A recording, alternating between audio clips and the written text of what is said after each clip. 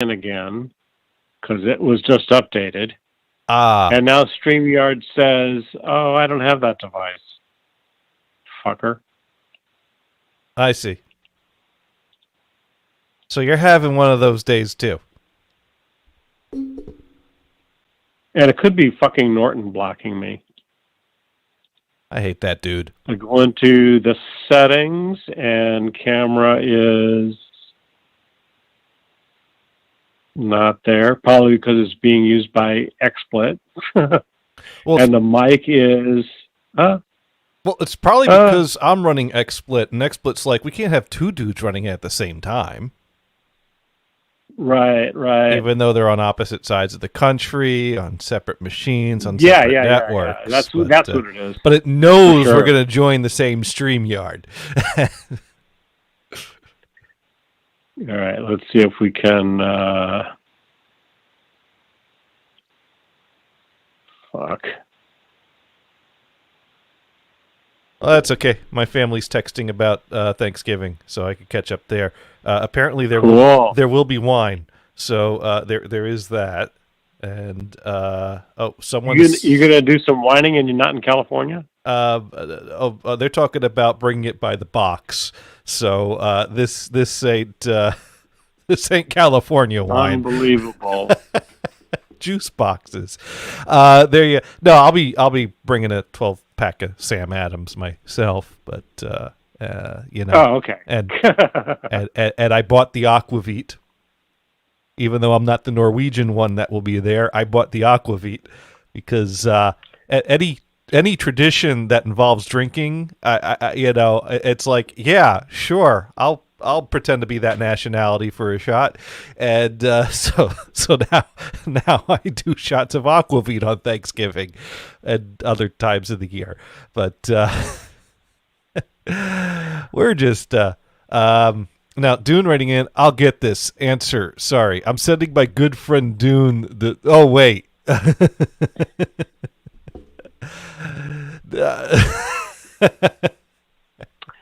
Okay, restarted XSplit.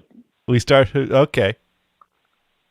Okay. Now go into StreamYard. StreamYard, right? And and wake up. When suddenly, let's check your mic and camera. 1 2 1 happened. 2. Mic working? No, it says it's muted. It says it's muted. But then you unmute it. If you try to unmute it, does it let you, or does it say no?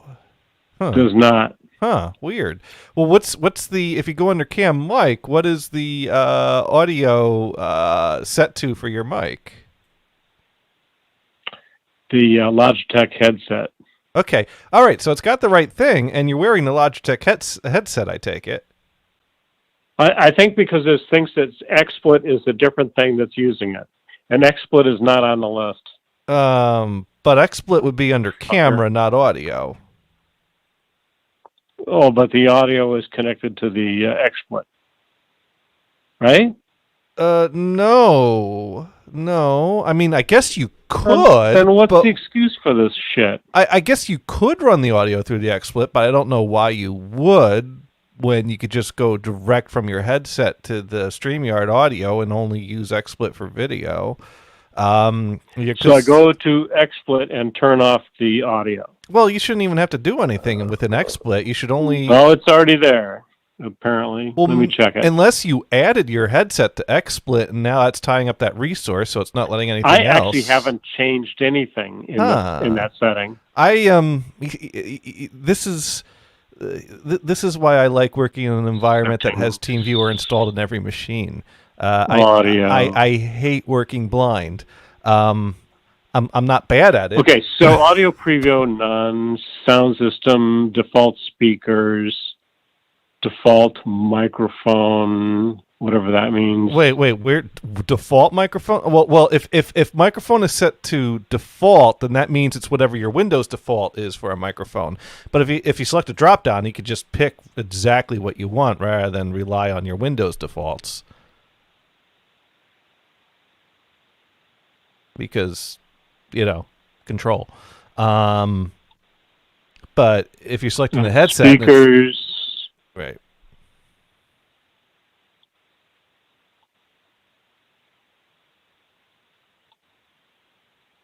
Anyways, Dune's here, chatting. At TeamView live on air. Well, I don't know if Brian will let me TeamView into his. The last time we TeamViewed into a co-host's computer to try to solve their problem, I opened up Paint and drew a big dick on their screen. So, and that was for our good friend Chuckle Bump, and she got a kick out of that. And it was a big black dick. That's just because that's the default color that Paint selects when you open it. And you just need the last four of his social security number and mother's maiden name. Oh, and flip the card over and three numbers. Oh yes, we gotta have the this.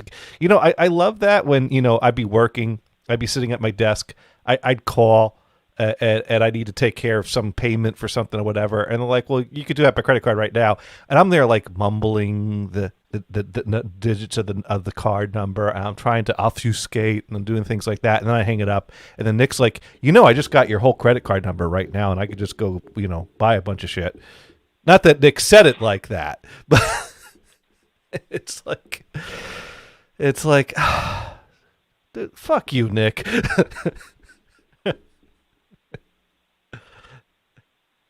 I miss that guy. Anyways, so unbelievable. What's it doing? So I go back in the StreamYard, so I rethink the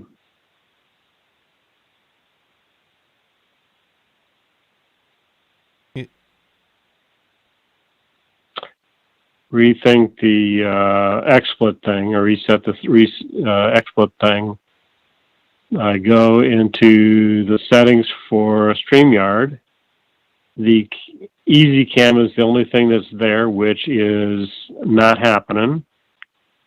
Okay, but that's because XSplit's closed. It acts like no camera. Although it should, But what's under audio? Let's start with audio. Let's get audio working. I just got XSplit. Hello. Oh, that thing sucks. Let's see if I get an XSplit camera. No, I don't have an XSplit camera. Okay. Oh, damn. Okay. Do you have TeamViewer installed on your computer? I'm sorry, what? Do you have TeamViewer installed on your computer? No. Oh. Because if you install TeamViewer, then you can give me a code and a password live on the air, and then I could. Oh wait, maybe we should rethink this.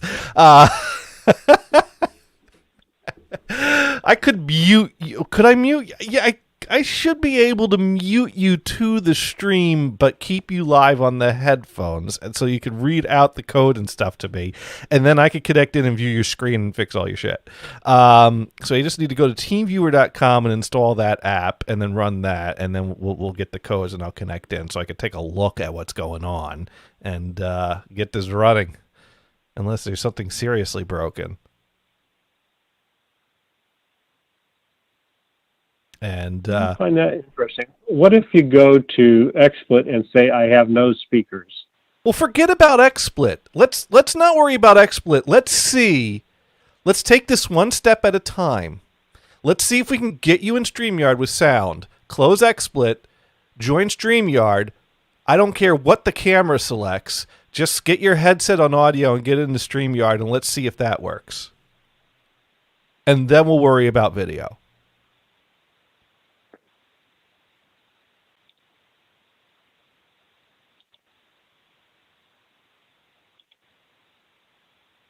Because I mean, XSplit shouldn't have anything.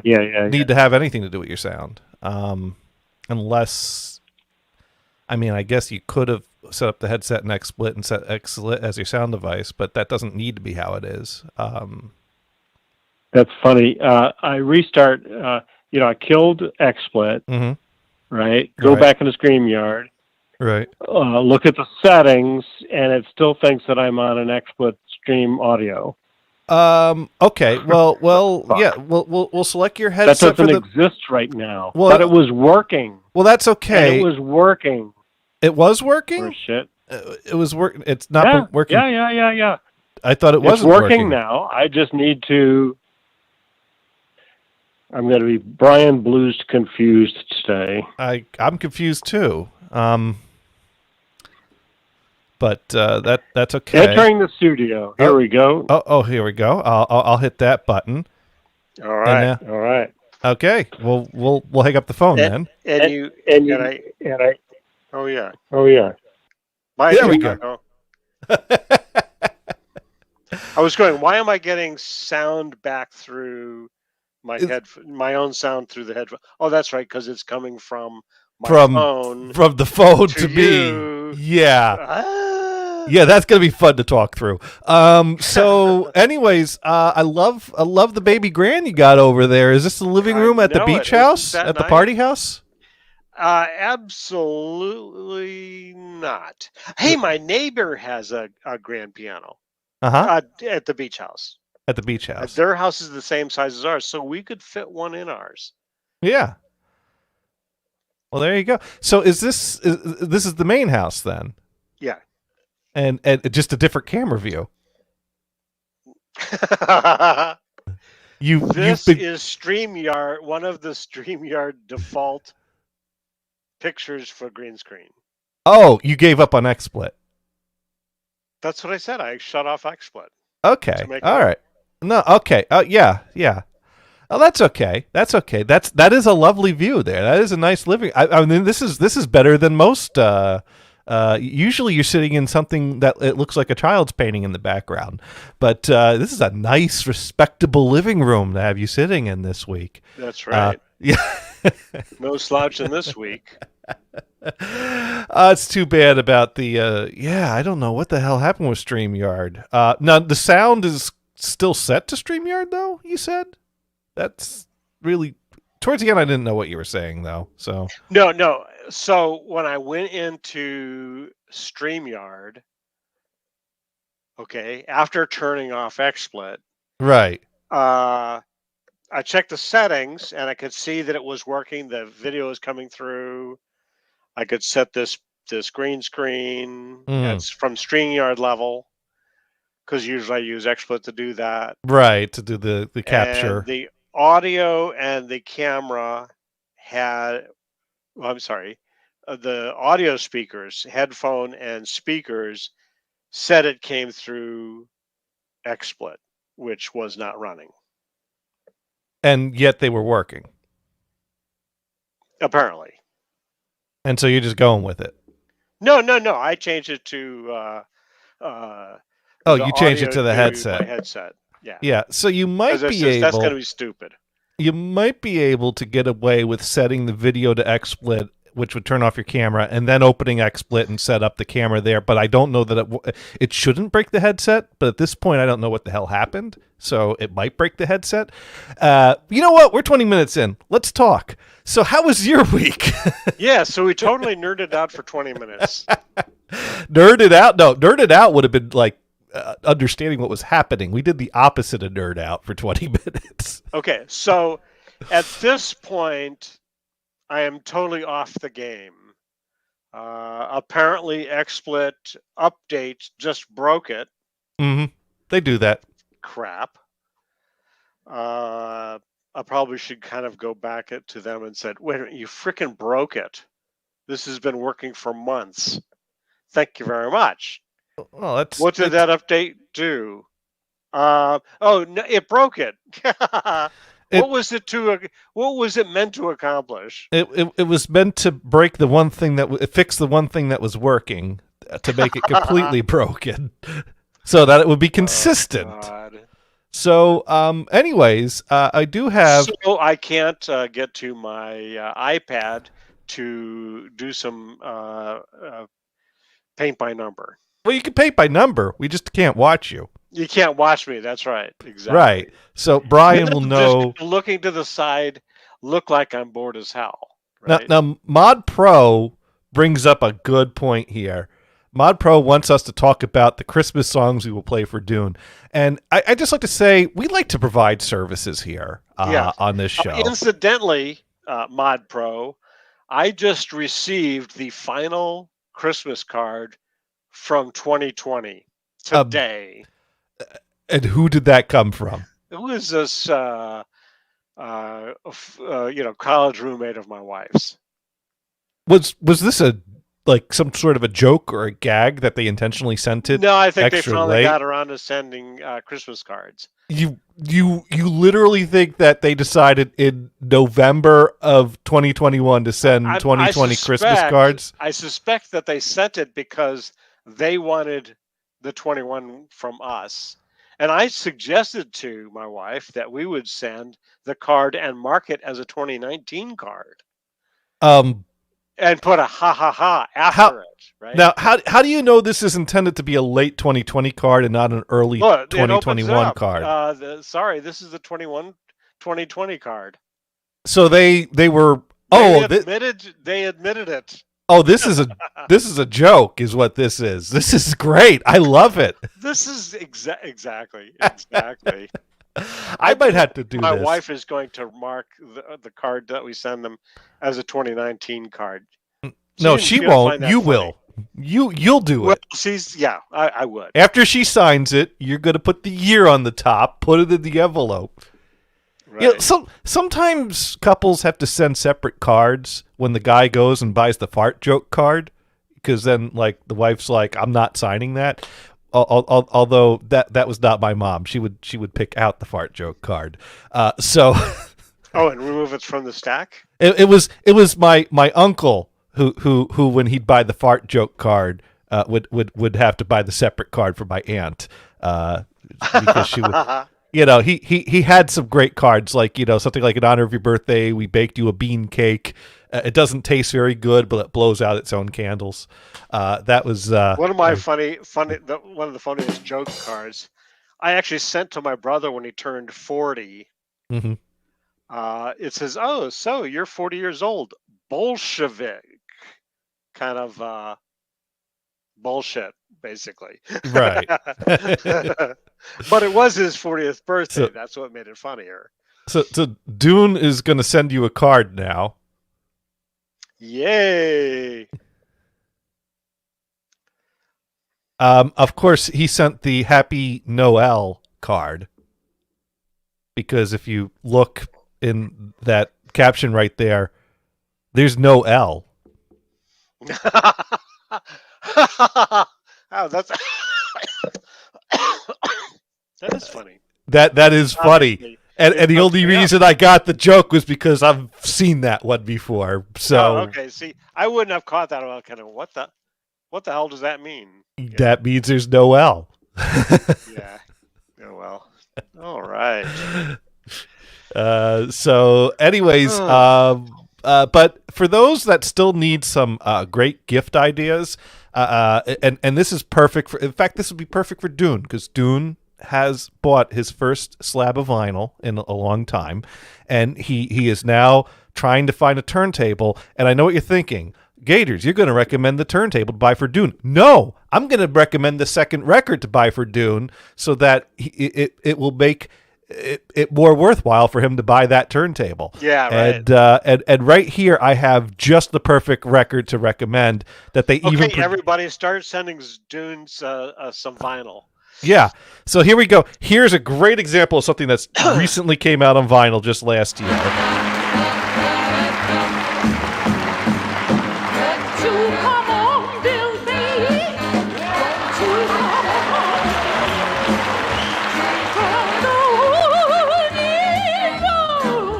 A Christmas gift for you and other stocking stuffers. The first album in more than 50 years from 60s novelty sensation Mrs. Elva Miller, featuring a collection of holiday classics sung in her inimitable style. Rudolph the red-nosed reindeer had a very shiny nose. Silent night, holy night. But wait, there's more. A Christmas Gift from Mrs. Miller is a record for every season. This album also features Mrs. Miller's incomparable renderings of pop standards.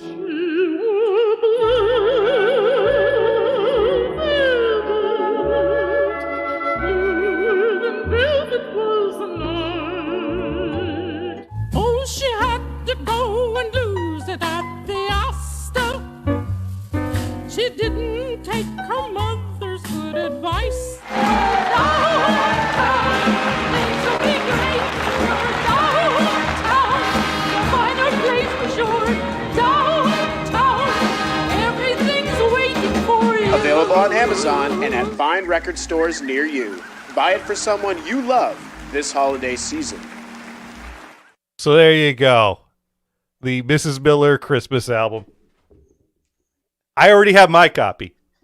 I think he's going into Amazon right now to buy that turntable. I think so. Everyone should go to Amazon and buy their copy. And yes, just like it shows, it does come. Dune is going to get the record player, and the rest of us are going to get vinyl.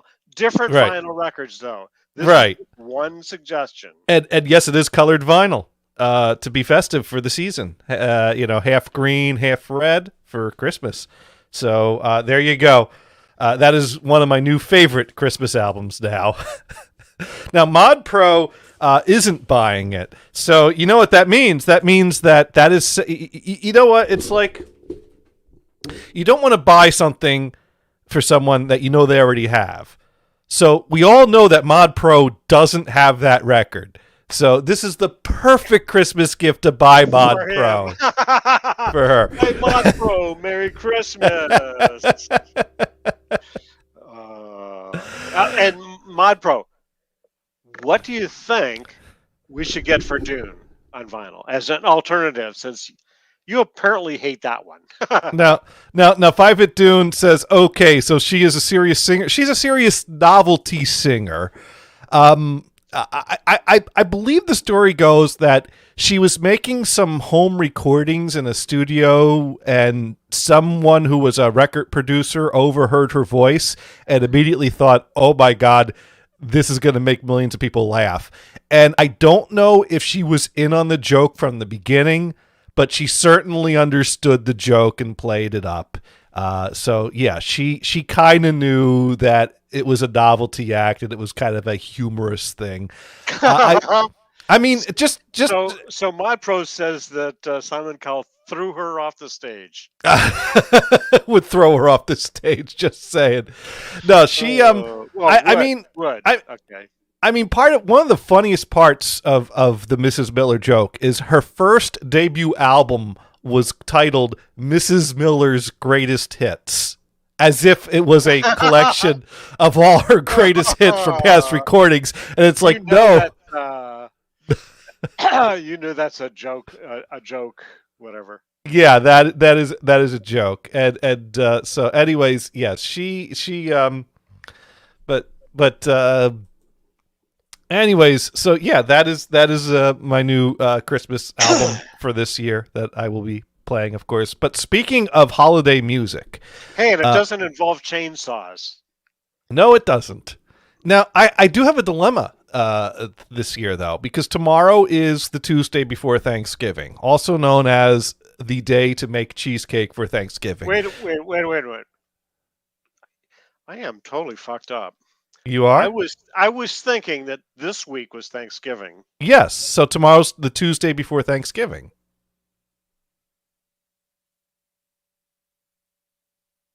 Okay. I'm not sure how you said it originally. I'm not sure how you heard it originally. It's the Tuesday. Somehow I was thinking you said next week. Next Tuesday would be the... No, tomorrow. Maybe I did say something wrong. I don't know. We'll have to go back and check the recording. But tomorrow is the Tuesday before Thanksgiving, which is also known as... Like we proved earlier, today I'm in an off day. Well, me too. Trouble with XSplit, et cetera, et cetera. All right. You know what? You reminded me of another... Yeah. Let's get through a topic. We'll come back to the Tuesday thing. Oh, how was my week? Should we go back to there? No, let's go back to how was my day. Because it's funny that there's this new concept that I realize is it's not that new, but today was one of those days where every problem I had led me to another problem till I got to the point that I had a chain of problems to resolve just to fix the one initial fucking problem. And what happened is that I got a ticket in that one of my end users was having problem using Citrix. And I absolutely hate this because Citrix has been horribly managed and maintained by our system admins, and they won't admit it. Right.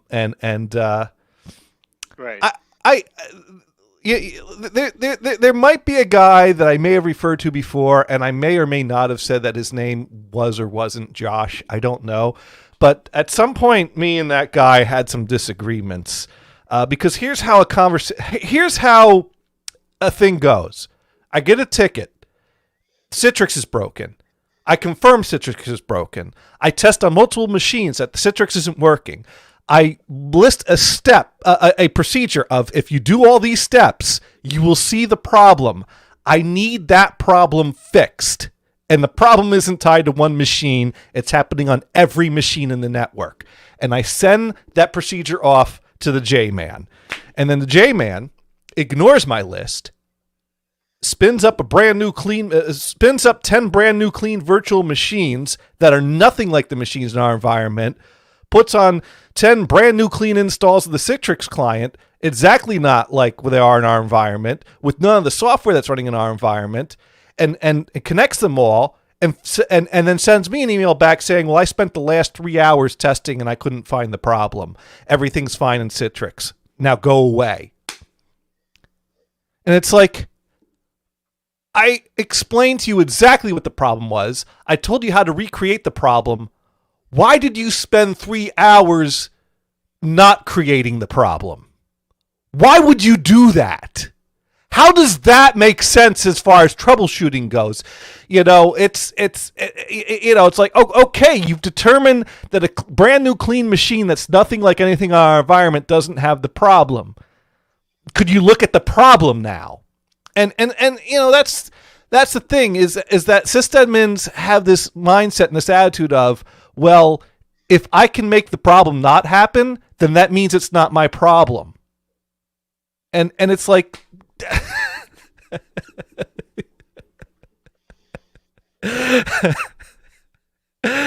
now Bob Pro's saying maybe you need a new job, Johnny. No, let me tell you, every place I've worked at has some level of this. And I will say that where I am working now is a far better, more civil environment. Maybe that guy needs to find a new job because he just can't handle this one. Well, that guy did find a new job within the same company, meaning that he's still around, but now he really has an excuse to not help me because that's not his job anymore. So now I got to figure out whose job it is now. Right, of course. Well, really what it comes down to is it's all becoming my job. And I'm just becoming a sysadmin without actually being promoted. And maybe the pay will come later. I don't know. We'll see. But yeah, so today the thing is though, is that rarely does anyone need to use Citrix anymore because we've given everyone laptops with VPN on them. So every now and then a ticket comes in going, oh, I'm having a problem with Citrix. And it's like, oh, wow, someone's still using that? And yeah, some people are still using it. So I connect into the person's machine and I'm fine. Yeah, you're right. I can't get this to work right consistently. If I reset all the settings, it works. But then if you close and reopen it and sign back in, it stops working. So right now, the only way you could use this is if you reset your Citrix settings every time you want to use it.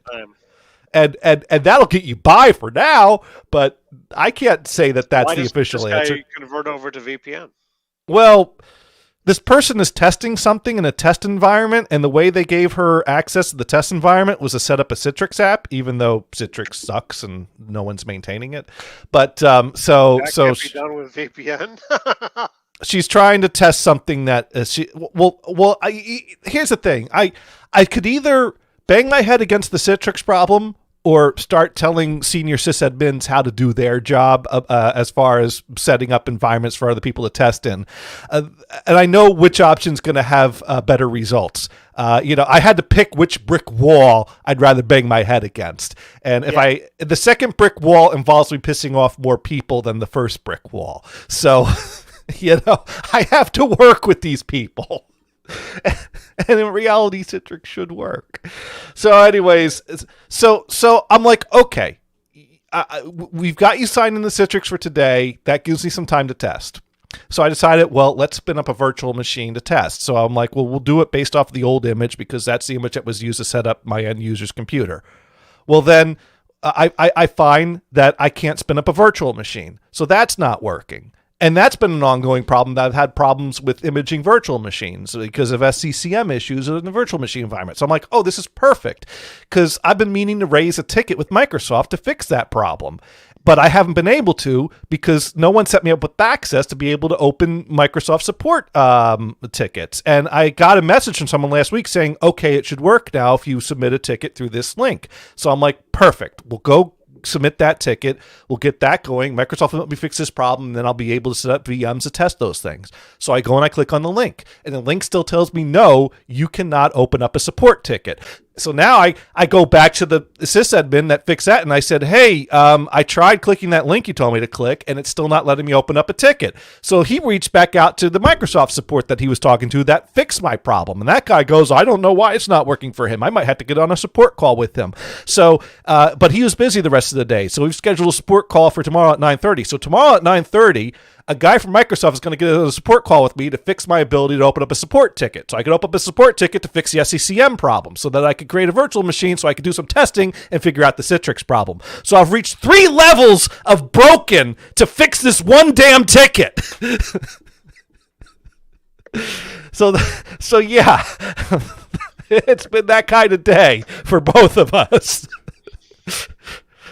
I'm frustrated, but I'm also very amused that it's like, look at how many layers I've reached on this one fucking Citrix problem. But how was your week? Okay, so on Wednesday, I met this guy, Andy, at the Pacifica Fishing Pier. Oh, that's the guy you go fishing with. Yeah. And in fact, when I first, he first contacted me hey, do you want to go fishing this week? I said, sure. Should we just show up at 3 like last time? Now, mind you, last time he was 20 minutes late, but I'm not going to count that against him. Anyway, he came back and says, no, because the sun's going down earlier than it was last spring, the last time we went. Let's meet at 1. I says, oh, okay. Well, that's a little early for me, but I'll get there as soon as I can. Because it turns out I did get there at 3. So I had a slower start than I really wanted to. I was hoping to get there by 2, but he didn't mind. But I was having an off day. I passed by the bait shop that's near the pier, and I said, shit, I don't have any bait. And I did nothing about it. I went straight over to the pier. Yeah, he's running late. I'm not going to stop to get bait. Got out there and says, oh, by the way, I don't have any bait because, I forgot that because I'm having an off day. So you're going to borrow Andy's bait. Yeah, so he lent me some bait. Hey, half the time I give him the fish I do anyway, which I did. Now, both of us, we're into Dutchess crab season. That started earlier this month. We both got nothing for crabs. I was using a crab net, and he was using snares for a while. We weren't getting anything. We saw other people getting crabs. It was kind of frustrating. So I gave up on the. You saw other people getting crabs. Yeah. That could be interpreted. Dungeness crabs. Anyway, so I converted to fishing, and he already had a bucket full of fish, and he was going for more fish. You could get what they call Jack Smelt, which is not his favorite, or you can get Kingfish, which is what he does like. But he just gives them to his mom, and his mom cooks all of it. Oh, nice. She doesn't give a crap. Anyway, so I caught, I'm not sure, 4 or 5 fish. He was pulling them in by the dozen. Oh, wow. There Good was day this for guy fish. next to us. So the line you use has 6 hooks on it, right? Right. This one guy pulled up. 2 of the hooks were occupied, and one of the fish, I don't know how this works, there were 2 fishes on that hook. Wow. I was saying to the guy, That's- hey, dude, you're a little greedy, aren't you? That's impressive. It was impressive. Now my pro is going, wait, who has crabs? Well, not Bride and not Andy. Not me, they not they me, don't not know. me, They have not fish. Andy. Nope. And going back to my Microsoft issue, Dune goes, and you don't think it has anything to do with your day being flagged as Johnny Caplock in Microsoft? No. Johnny Gators is flagged as Johnny Caplock in Microsoft systems. Jonathan Guitars is flagged as a polite, professional, but firm at times guy in their system. So that is no. What did they really call you? No. If anything, I'm flagged as Johnny Caps Lock in Semantic system, but I haven't had to call them in over 10 years. But I remember one time after I had because here's the thing is I don't go straight to caps locks when it comes to phone calls for real support. Because I would call Semantic and their support was very circular. As in, they would put you around the circle hoping you'd give up and just go away, even though we were paying for support contracts year after year. Yeah. And so I would get really pushy to get someplace, and I found that sometimes you had to get pushy with these people. Was this Semantic with Norton? No, Norton is a consumer product. The antivirus that we had at Tharco was not called Norton. It was Semantic Endpoint Protection or something like that. Okay. Norton is really the home user consumer stuff. But most, Semantic was bought by LifeLock. So it gets even more confusing. They keep trying to sell more and more shit. But mostly I was calling Semantic for the backup software because we were using the Semantic backup software that we were using. And that shit you need to call for support on because it's problematic, at times if it doesn't. I wonder if that's went with the Norton to LifeLock. I don't know. But that was mainly who I was calling support for. And I really kind of had this attitude, like I was getting the job done. So leave me alone with my phone etiquette. I'm making my best judgment calls here. But sometimes my Fong and Dale weren't too happy when I had to get pushy. And it's like, dude, our backups need to run. We need to get this fixed, and they're giving me the runaround. Let me give it back to them because I don't go right to that. But there were times now my phone is like I used to work at a call center and we would flag people and we would not mess with them, but you don't want to get marked in their system. And I'm like, I don't care. They're not doing their job. Let me do mine. I always got it what I needed, and I always got it working. As long as that flag doesn't make it so that you never get answered. You know what I'm saying? Well, here's the thing. I always, at the end of the day, I always got to where I needed to get to, and I always got the thing solved. I didn't always get it solved as quickly as I wanted, because I always wanted it solved right away, because it's our fucking backups. We should not go one night without those running. Absolutely. Yeah. But I always, that's the thing is that, you might, sitting next to me question my tone on the phone with these people, but I always got our backups fixed and running. Hey, but you were always entertaining. I was. To the rest of us, I should say. Okay, maybe not Nick. No, Nick, I don't think appreciated my phone etiquette, but he stayed out of it.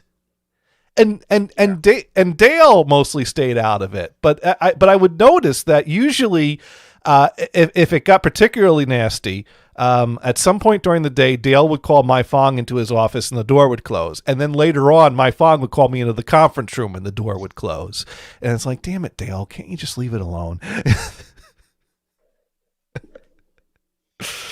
Yeah. Hey, problem solved, man. But the thing is I think the conversation between Dale and Mai Fong was much more cordial than the conversation between Mai Fong and me, because I never had a problem with Dale's management style. I never did.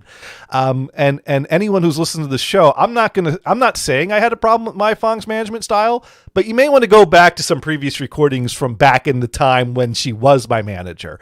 I won't speak to that now because I have nothing bad to say about her. Great person. She was new at supervision. Right. And she didn't understand my style of work. But I got it done. I always got done when I needed to get done. Anyways, that's not what we came here to talk about. We came here to talk about baking dilemmas. Or are you done with or fishing? Or fishing. Yeah. Because you got to cook the fish after you catch the fish. And you know what goes good? Or that's why you give it to Andy so that he'll give it to his mother. Right. And then she's going to invite you all over for a Thanksgiving dinner of fish. Actually, he's still not doing Thanksgiving because his mom is 93. They're kind of keeping her isolated because of COVID. You got the turkey? Nope, they got the fish. But so wait, he's giving her the fish and like leaving it on the steps and stepping away 6 feet and probably just throwing it into the yard. Throwing it into the yard. No, I think he's the one relative that does spend time with his mom. Well, he should do that for Thanksgiving, and they'll have a little fish dinner together, the two of them.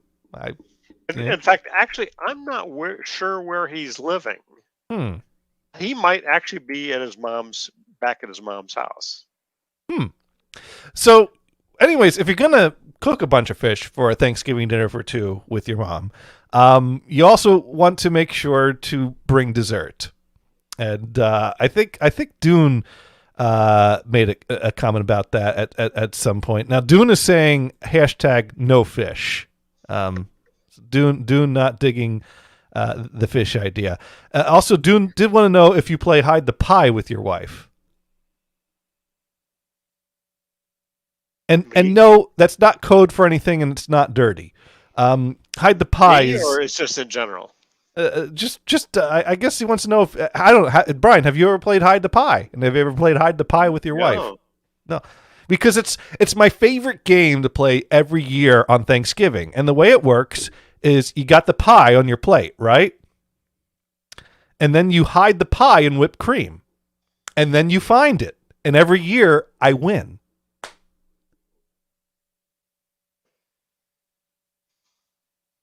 I take it you're not a hide the pie with the whipped cream type of guy? I've never heard of that before. No, you get the slice of pumpkin pie and you cover that in whipped cream so that you don't see any hide pumpkin it that way. Yeah, hide the pie.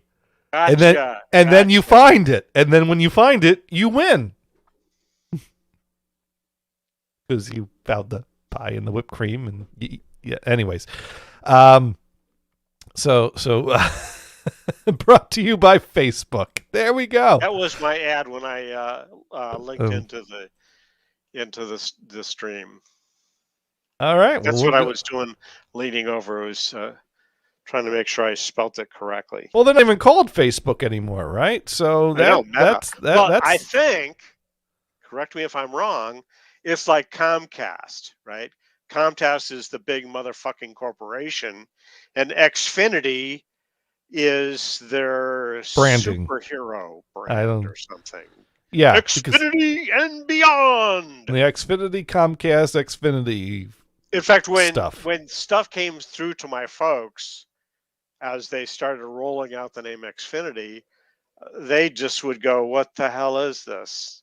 I don't think they ever understood what it was. It's just the name for the product. Right. For some reason, does that mean they want it separate from the corporate name so they can sell that piece off? I don't know. Anyways, And is that what Facebook is doing in case the government forces them to spin that off? Then they already have a name. Then they already have a separate corporate entity. I thought Facebook should just spin it up to Quickster and then deliver all the messages in the mail by red envelopes.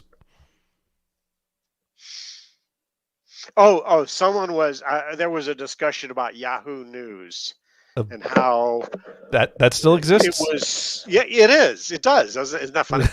That is. Yeah, who used that? I mean, I used to read Yahoo News all the time. Now I rarely do. It does pop up in, I think, my Facebook post once in a while, I think. Mm-hmm. Or is that on Twitter? I don't remember.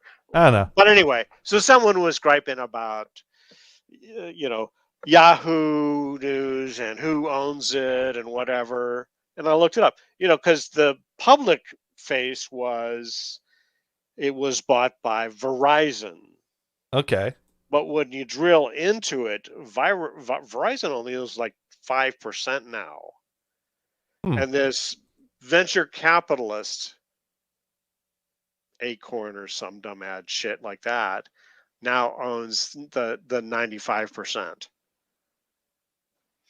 Okay. And then you kind of go, oh yeah, let's see, what else do they own? You go onto the Wikipedia page on it. Holy shit, they own, I think, everything.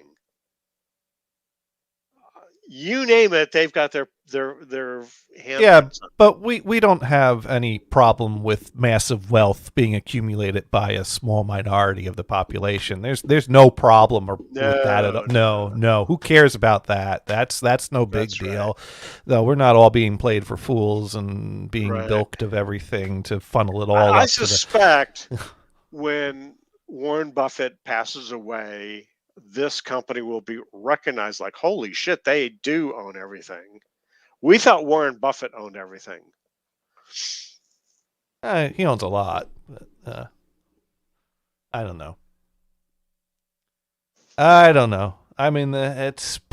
Anyways, that's what we came here to talk about. Is Warren Buffett is, shall we say, popular, not because he owns everything, but because he's vocal about the things that he owns. Well, he also has made an appearance on an episode of All My Children. So, I mean, because Warren Buffett was friends with Erica Kane, and then Opal Purdy Gardner Cortland tried to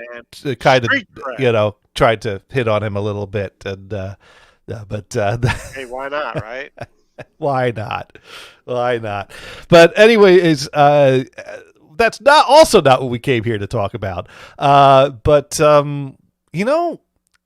tomorrow is the Tuesday before Thanksgiving, which is the day of the year to make cheesecake, because cheesecake is best served. Cheesecake is best served 2 days after you made it. Did you already buy your turkey? My aunt's buying a turkey. Oh, okay. Now, did she pick it up on Tuesday? No. You got the turkey? She picks it up already cooked, I think. Like, there's like a ready Thanksgiving dinner that she picks up and brings. Yeah, I've seen that. So that could be okay. We're getting a fresh turkey, not frozen, and we're picking it up tomorrow. Nice. And I believe tomorrow is when we pick up the pies. So is it just you and the missus, or are you having family over, or are you bringing it someplace? I'm having a cousin, her husband. Did we talk about this before? It's her husband and ex-husband, and also bringing his ex-wife. Your cousin is coming with a husband, an ex-husband, and the ex-husband's ex-wife? Yes. That's a lot of degrees of exes. How did the ex... I want to ask how the ex-husband got in on this, but how did the ex-husband's ex-wife get in on this? Okay. All right. Okay. Here, let's simplify it, okay? She was married to this guy twice. They were married, divorced. Oh, the guy's name is Peter. So when Okay. she married him again, it was a repeat. You gotta warn me when you gotta. Okay, so the husband and the ex-husband is the same guy. Oh, you're just referring to him as the. Oh, so it's the husband / ex-husband. But to break the rule, there also is an ex-wife of his. Right, because That is not my cousin. So the 4 people you've listed are actually 2 people. No, there are 3 people. How? The husband and ex-husband is the same person. Right. The ex-wife is a third person. Oh, I thought you were referring to the original cousin was also an ex-wife. Well, then there's 2 ex-wives there. So how did the ex-wife get in on this? That's the weird one. My cousin likes to travel. In fact, she just went to Europe. I think it was last month. Mhm. I can't remember what country she went to. He doesn't really care about that. He doesn't feel like traveling. So she takes him and sends him to the cat sitter. I mean, sorry, the ex-wife. Wait, And what? they all get along. They all get along. She sends him to the ex-wife when she travels. Yes, so that he's taken care of. I want to know the details, but I don't want to ask. How far does this taken care of while she travels goes? Well, Or do we not know? I have never asked that question. So is this a throuple kind of situation? Not that there's anything wrong with that. I don't believe so. You don't believe? But then again, I've never asked the question. So they don't all like 3 get into the same never mind. Let's move off this time. I don't think the ex-wife stays at her place overnight. So it's never but he stays with the ex-wife when the wife's out of town, and Correct. And everyone knows what's happening and we don't. In fact, I'm not really even sure what order of the order of his wife's, and I'm not really sure if there's a third person involved. A third person? A third wife. A third wife? Yeah, I mean he could have had 3 wives. I right? didn't realize your cousin was Mormon. No. Of course she's female. She's just one of the wives. Okay. And I don't believe he's Mormon. This is either. now I'm with Dune on this. We got to stream this live because we got questions. We have been live.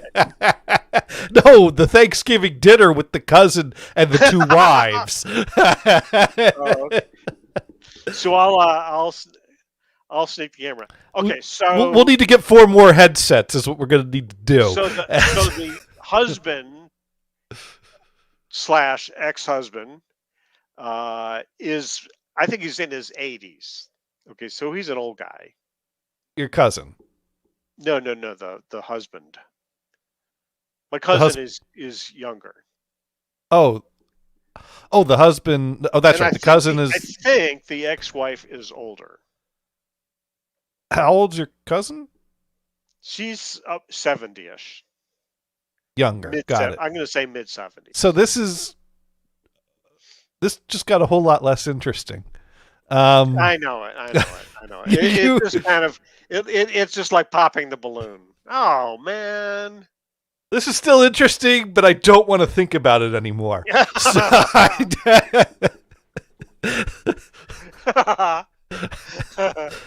All right, so Dune said, "Wait, I heard cheesecake." And speaking of that, so yes, you missed the other line that he dropped. Well, yeah. A hacker? Oh. Yeah.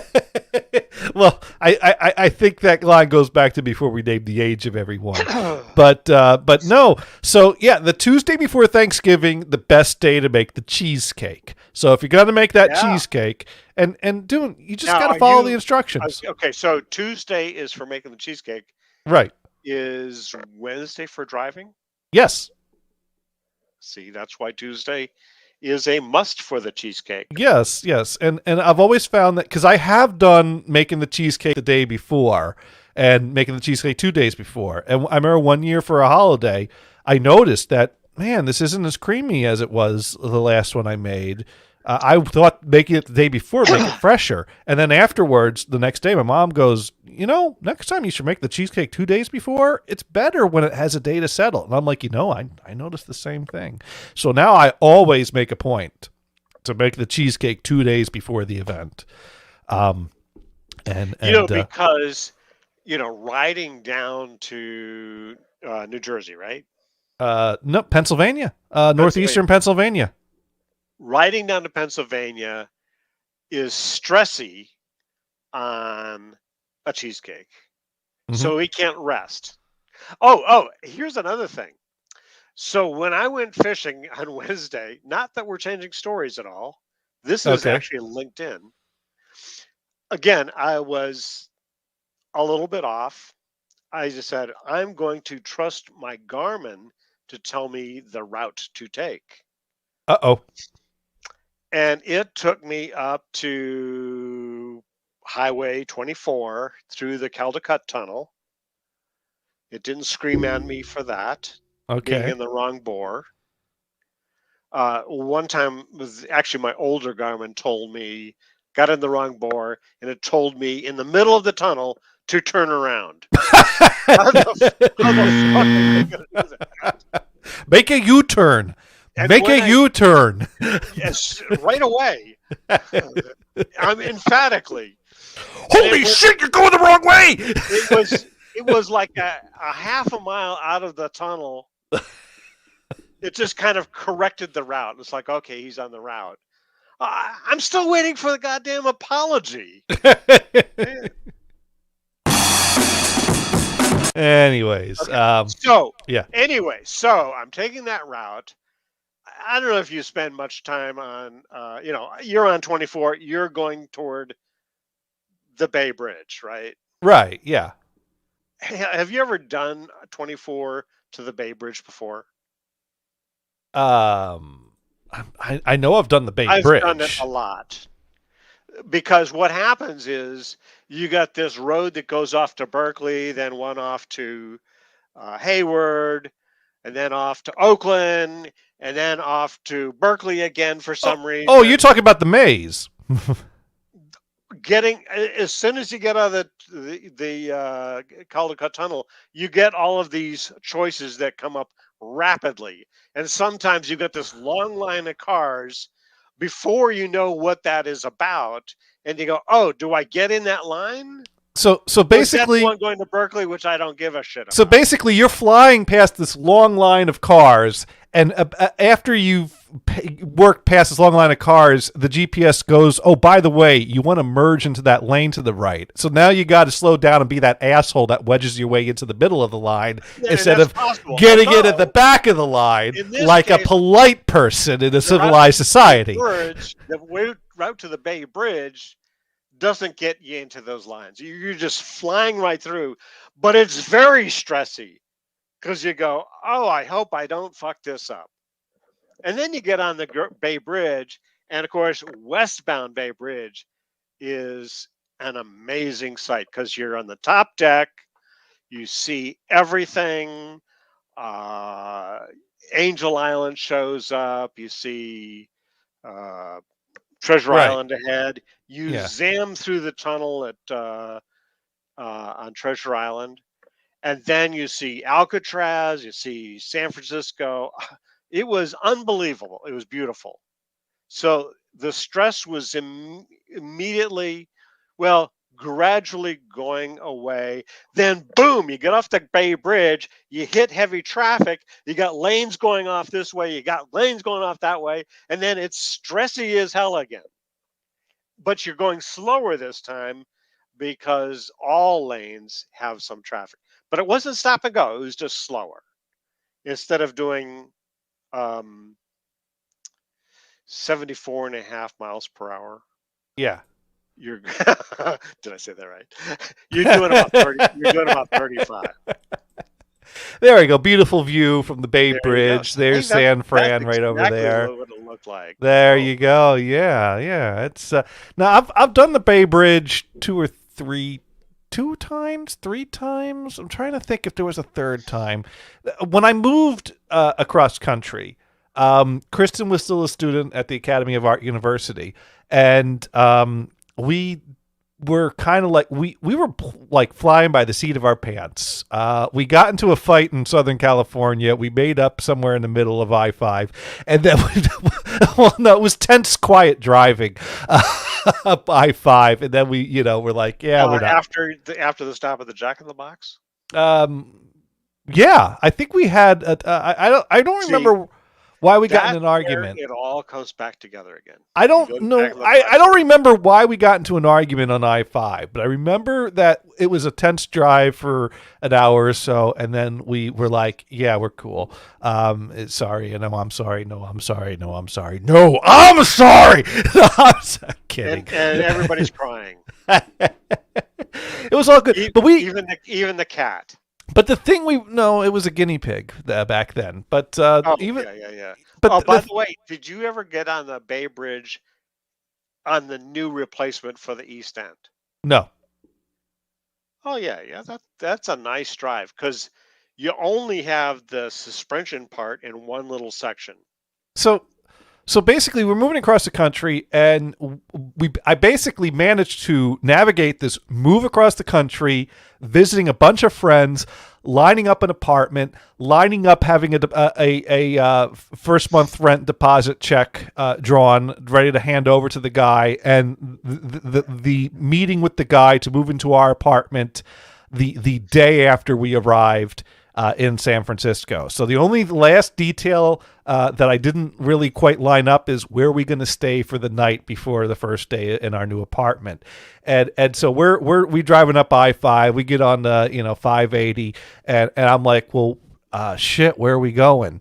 And it's like I don't, and this was before you had smartphones, so it wasn't like, hey, let me pull up my phone and book a hotel room.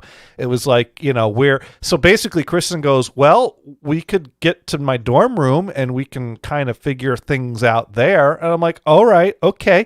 And so we took the Bay Bridge into San Francisco, and that was my first experience driving in San Francisco. And that was yeehaw was that it was okay. And for some reason, our first idea was to find street parking near where Kristen's dorm was. And after about two circles around the block, which involved you're driving on a street. Okay, turn left here. You turn left here, and boom, you're pointed 90 degrees up, ready for takeoff. And then, okay, turn left here. Okay, we're on a level road again. Turn left here. Oh my God, I'm pointing straight down. Okay, let's repeat that circle. Let's not. Where's the nearest parking garage? Get me off of these city roads now. And we found a parking garage, and we squeezed into Kristen's little twin bed and had the worst night of sleep we ever had. People forget that most of San Francisco is vertical. It is, yeah. It is not flat. That's right. You needed to watch an episode of Bullet, and you just kind of go, "Oh, I don't want to do that." So after we moved into the apartment, actually, I must be a little crazy because I actually like it. So I think it's fun looking straight down. Yeah, I can handle that. And my brakes are good. And I believe we even arranged it so that not only did we move into the apartment the next day, but that our shipping containers with our furniture and all our stuff were delivered the next day. So wow. we moved in. We handed over the check. These pods showed up. We moved in the bed and the couch and stuff. And it was such that we had locks on the containers, and we had up to a week to unpack the containers before we had to call for anyone to pick it back up. So, I mean, we left kind of half of the boxes just locked in there overnight, and were able to move things. But the point was, is Kristen still had some boxes of stuff left at the dorm room that we had to move out of there. And she said, well, at some point we had to drive across the Bay Bridge, go back in the city and get my stuff. And I said, okay. So what day next week would you like to get up at 5 a.m.? Because that was the only way And my reasoning was twofold. One, get into the city before there's traffic. Two, get into the city when there's still good street parking so that we could actually park the car somewhere near the building to load up all the boxes into. Right. So, but yeah, those are my two. Yeah, why don't they have a loading zone? I don't know. They might have. I don't know. But so those are my two experiences. Those are the two times I drove the Bay Bridge. I don't think I ever drove it another time than that. I think it was only 2 trips, which brings me to a good. I was going to do this after. Well, actually, we'll talk about that later. So my dilemma for making the cheesecake tomorrow, though, because we're running out of time. So fuck transitions. Should I listen to Alice's Restaurant on vinyl or 8-track? Vinyl. Okay. And we'll get a copy of that to Dune for his new turntable. I mean the downside of doing the upside of doing the vinyl is it doesn't get interrupted with a fade out and a ka-chunk halfway into the song. The downside of doing it on vinyl is I have to stop making cheesecake to turn the record over, whereas the 8-track tape will just go continuously through the whole album. But okay, all right, that was easy. So now that brings us to our next topic.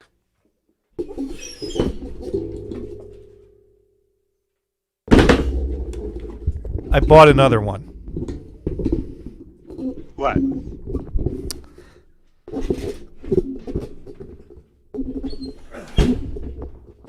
I bought another one. Oh, another iMac. Oh, I saw that tweet where you had the two next to each other. Yes. Sunday they had a antique radio swap meet. They have a few of those a year. And I've found that sometimes people start bringing vintage computer stuff that they want to get rid of to also throw on their table at these things. And so I was walking around and this was on a table. And so I stopped and I looked at it. And I couldn't tell if it was Bondi Blue or Blueberry. Because even the Blueberry is still got a greenish tint to the turquoise. It turns out this is actually a Blueberry. It is not a Bondi Blue. Which makes this a revision C, I believe. Possibly a revision D. I think I determined from the date that this is a revision C. But I'm not 100% sure on that. But yeah, this is a Blueberry. And the other thing I found that was... So I'm walking around looking for antiques, radios, and things to buy. I bought a few records. I bought a bunch of 45s. I didn't find any good radios this time, though. I found a few really cool antique TVs I was considering, but they were both $200 each. And they were the type that they were very unique and interesting, but they had tiny screens, which made them cool. But what could I do other than fix them up and see that it works? I mean, it's not pleasant to watch TV on a tiny screen. It's cool, a TV with a tiny screen. One of them was really cool. That it was not a tiny screen. It was a small screen. It was like a 7-inch screen, but it was so old that it still had a channel 1 on it. And, but anyways, one thing about antique radio shows is when vintage computers show up there, you can really haggle those down because there are not many people there to buy vintage computers. And someone that brings a vintage computer to an antique radio show brought it there for one reason and one reason only. They don't want to go home with it. Yeah. Yeah. So yeah. So I saw this and I'm looking at it and the guy goes, it turns on. I turned it on. It turns on just fine. And I'm like, do you have the keyboard and mouse that goes to it? He goes, no, I just had it'll work with any generic keyboard and mouse. I'm like, yeah, but if you're going to put this together, you got to track down original mouse and keyboard to keep the whole look consistent. He's like, yeah, I guess. So I already had my haggling point that I was starting to make. So we plugged it in, we turned it on, we're looking at it. And I said, well, what are you looking to get for it? And he's like, well, I was hoping to get, and he said something like 120 or 150. I think he was like, well, I was hoping to get 120, but I could let it go for 100 or something like that. And, I'm looking at it and I know, I don't really need a second one of these, but it's kind of cool. And so, and the fact that when I turned it on, a bunch of vintage software popped up on the desktop. I thought, well, that's kind of a cool time capsule. And I basically knew there was no way I was spending more than $50 on this. I was perfectly fine walking away without buying this. And so I said, look it's interesting. I am interested, but it doesn't have the original mouse and keyboard. It's missing the door off the side panel that broke off. I really, the most I would pay for this today is $50. And he's like, would you do 70? And I'm like, no, sorry. I'm not haggling. That's just the most I would pay for it. And he did kind of a silence, a pause. And the thing is, I know this guy really just wants to get rid of it. And walking away with a certain amount of cash would also be a success for getting rid of it. So I pretty much knew I had him, that he was probably going to let it go for the $50. And sure enough, he let it go for the $50. Unfortunately, I can't find any good documents on it, just a bunch of software. I can't find any, I don't know if this was hooked up to a network. But one thing, though, is that I found out this is probably worth more than $50. It turns out this has a very rare upgrade processor put on it. Yeah. At one point, you could buy a upgrade card that would upgrade the processor to a 600 megahertz processor and add a FireWire port to it, because the earlier iMacs did not have FireWire ports. And it was only the later iMacs that would even go up to, I think the fastest G3 iMac would have a 700 megahertz processor. 600 was pretty up there too. So a 600 megahertz iMac G3 is not bad. Now it only has 96 megs of RAM, so this could do with a RAM upgrade. But anyways, I wanted to try something here, because I've got my VGA capture device, and I bought an adapter that adapts a Mac video output to a VGA. And this has the Mac video type of connector inside of it. So I'm going to open it up, and I'm going to connect this, and I'm going to see if we can capture the screen of this. So that's going to be our little fun with this for the day. But yeah, cool. So now, I actually thought it was a Bondi Blue when I bought it. And that's why I was like really not interested, because it's like, I don't need two Bondi Blues. I'd be more interested if it was a Blueberry. And when I got it home and I put them side by side and started comparing specs, I'm like, oh my God, this is a Blueberry. This isn't a Bondi Blue. This is a revision C or D. And I still think it's a revision C. But anyway, so we're going to take off this video connector, and we're going to connect my video adapter that's connecting to the VGA capture, and we're going to find out if we can get any signal on this or not. All right, I got a power cord here somewhere. There it is. And I got my Bondi Blue mouse and keyboard. All right, let's turn on my capture card. All right, so that's saying no signal right now, but let's see if we can get a signal. Is this powered up? It just chimed now. Okay, it's doing something. Oh my God, we got it. We got it. Sweet. We Look are. at that. Look we at are. this. Yeah. This are is getting into old Apple. Let's see. By the way, which VGA capture device are you using? I'm using the what's that cheap company? It's not the Elgato. It's the I forget what they're called. I have to look that up again.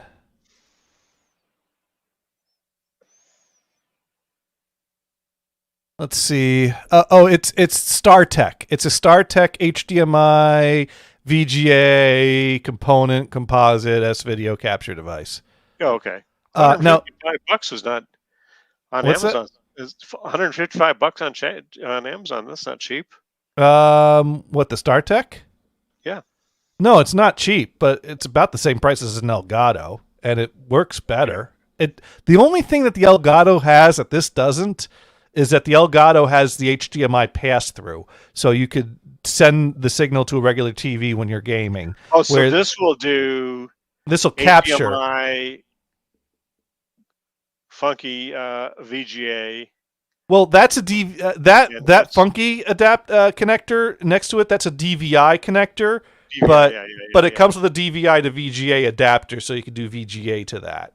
And then it's got that round connector that connects to a breakout cable that will do S-video composite component. And Right.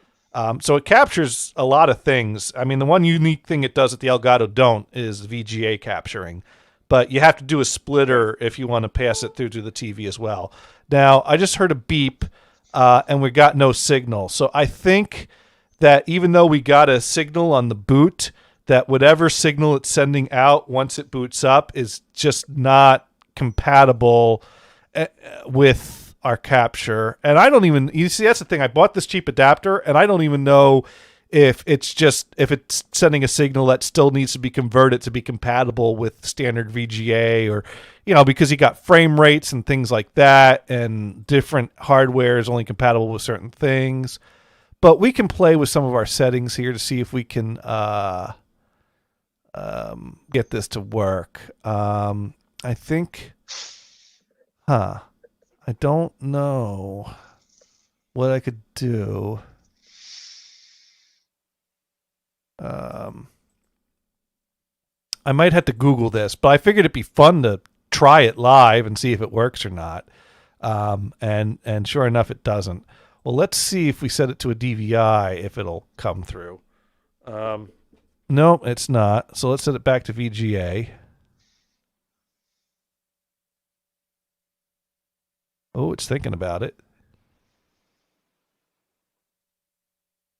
No, it's man, we're out of luck.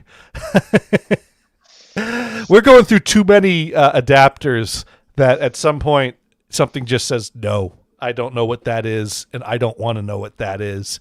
So fuck you. That's too messy for me. Yeah. So let's put the built-in screen back on and see if we can at least shut this down without having to just pull the power. No, it's I think we're gonna have to cut power. Yeah, it does not like that. Anyways, this has OS 9.2 on it. And it's got a 6 gig drive. And like I said, it was cool because it booted up. It automatically tries to log me into Yahoo Instant Messenger.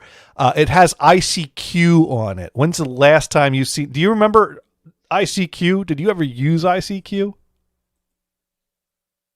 No, I don't think so. That was another chat client that was, now, of course, AOL Instant Messenger was always the primary, most widely used. We got Deadpool in the house. Hello, Deadpool. Dune and I made Deadpool dance to some Mrs. Miller singing last night. Which, remember, Deadpool, the perfect Christmas gift to buy all your friends is a Christmas gift from Mrs. Miller. It's available on vinyl. It's got a whole side of Mrs. Miller singing nothing but Christmas songs and a whole other side of not Christmas songs. But, yeah. Now, Deadpool wants to know if Mrs. Miller is in quad vinyl. Unfortunately, Mrs. Miller predates quad. But I have a friend that has some Mrs. Miller multi-tracks in his storage locker. And if I can ever get him to get around to digitizing those, maybe I could make some Mrs. Miller quad mixes. But that's for another day. Anyways, so yeah, that's where we are with this. My experiment to capture an iMac to display the screen without flickering has failed. I'll have to spend some more time on that. But yeah, it's got 9.2. I couldn't find any juicy documents for us to read. Just a bunch of software that is no longer functioning. So OS 9.1 came out in 2001. Yeah, no, this machine was It's used only up. 20 years old. This machine dates from 1999, but like I said, it has a 600 megahertz upgrade card in it. So this was updated to be current with the early 2000s, and it has like an iPod driver on there. So someone was syncing up an iPod on this too, which that would first iPod was 2001, I believe. Anyways, no,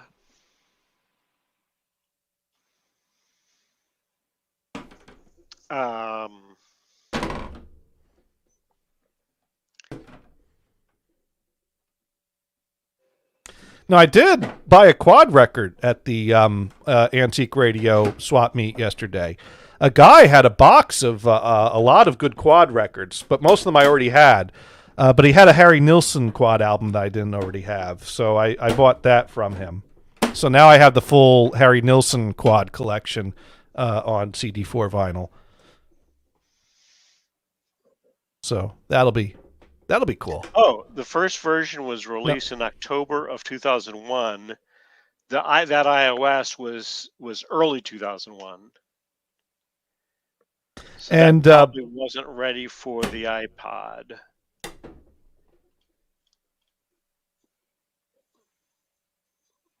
And no, actually, Deadpool, you got that right. CD4. Harry Nilsson would be on RCA. That would be a CD4 quad, which those are great fun to play with Cool. with all the finicky. I can't get my screw in. Use a hammer.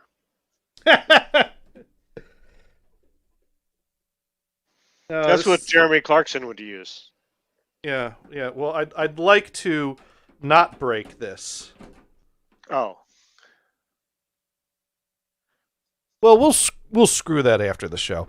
Anyways, so Brian, what are you doing? we'll screw it. What are you doing the last week of April?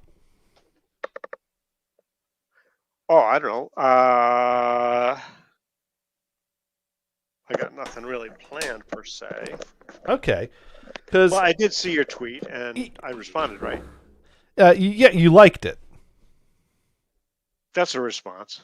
That That means I saw it. you acknowledged it. I think I had decided. I kind of thought I responded to it, but I may not have at the time decided what to do about that. Yeah. Well, here let me. You know, to me, planning is what am I doing for dinner? Yeah. Yeah, I know that's a ways out the plan, and I know that I'm not asking people to commit to something, but here's what I came up with, and this is a great chance for everyone out there to help Gators plan a vacation, or I guess the topic of did Mars actually respond? I don't recall. Mars did respond. Yesterday when he called and I confronted him. I mean, asked him. So he didn't respond on Twitter where other people that wasn't on your call could see it. Well, let me run through this, and this is a good chance to talk about how do people plan vacations, what makes for a good vacation or a fun vacation, and am I nuts or am I onto a good idea? Because last year.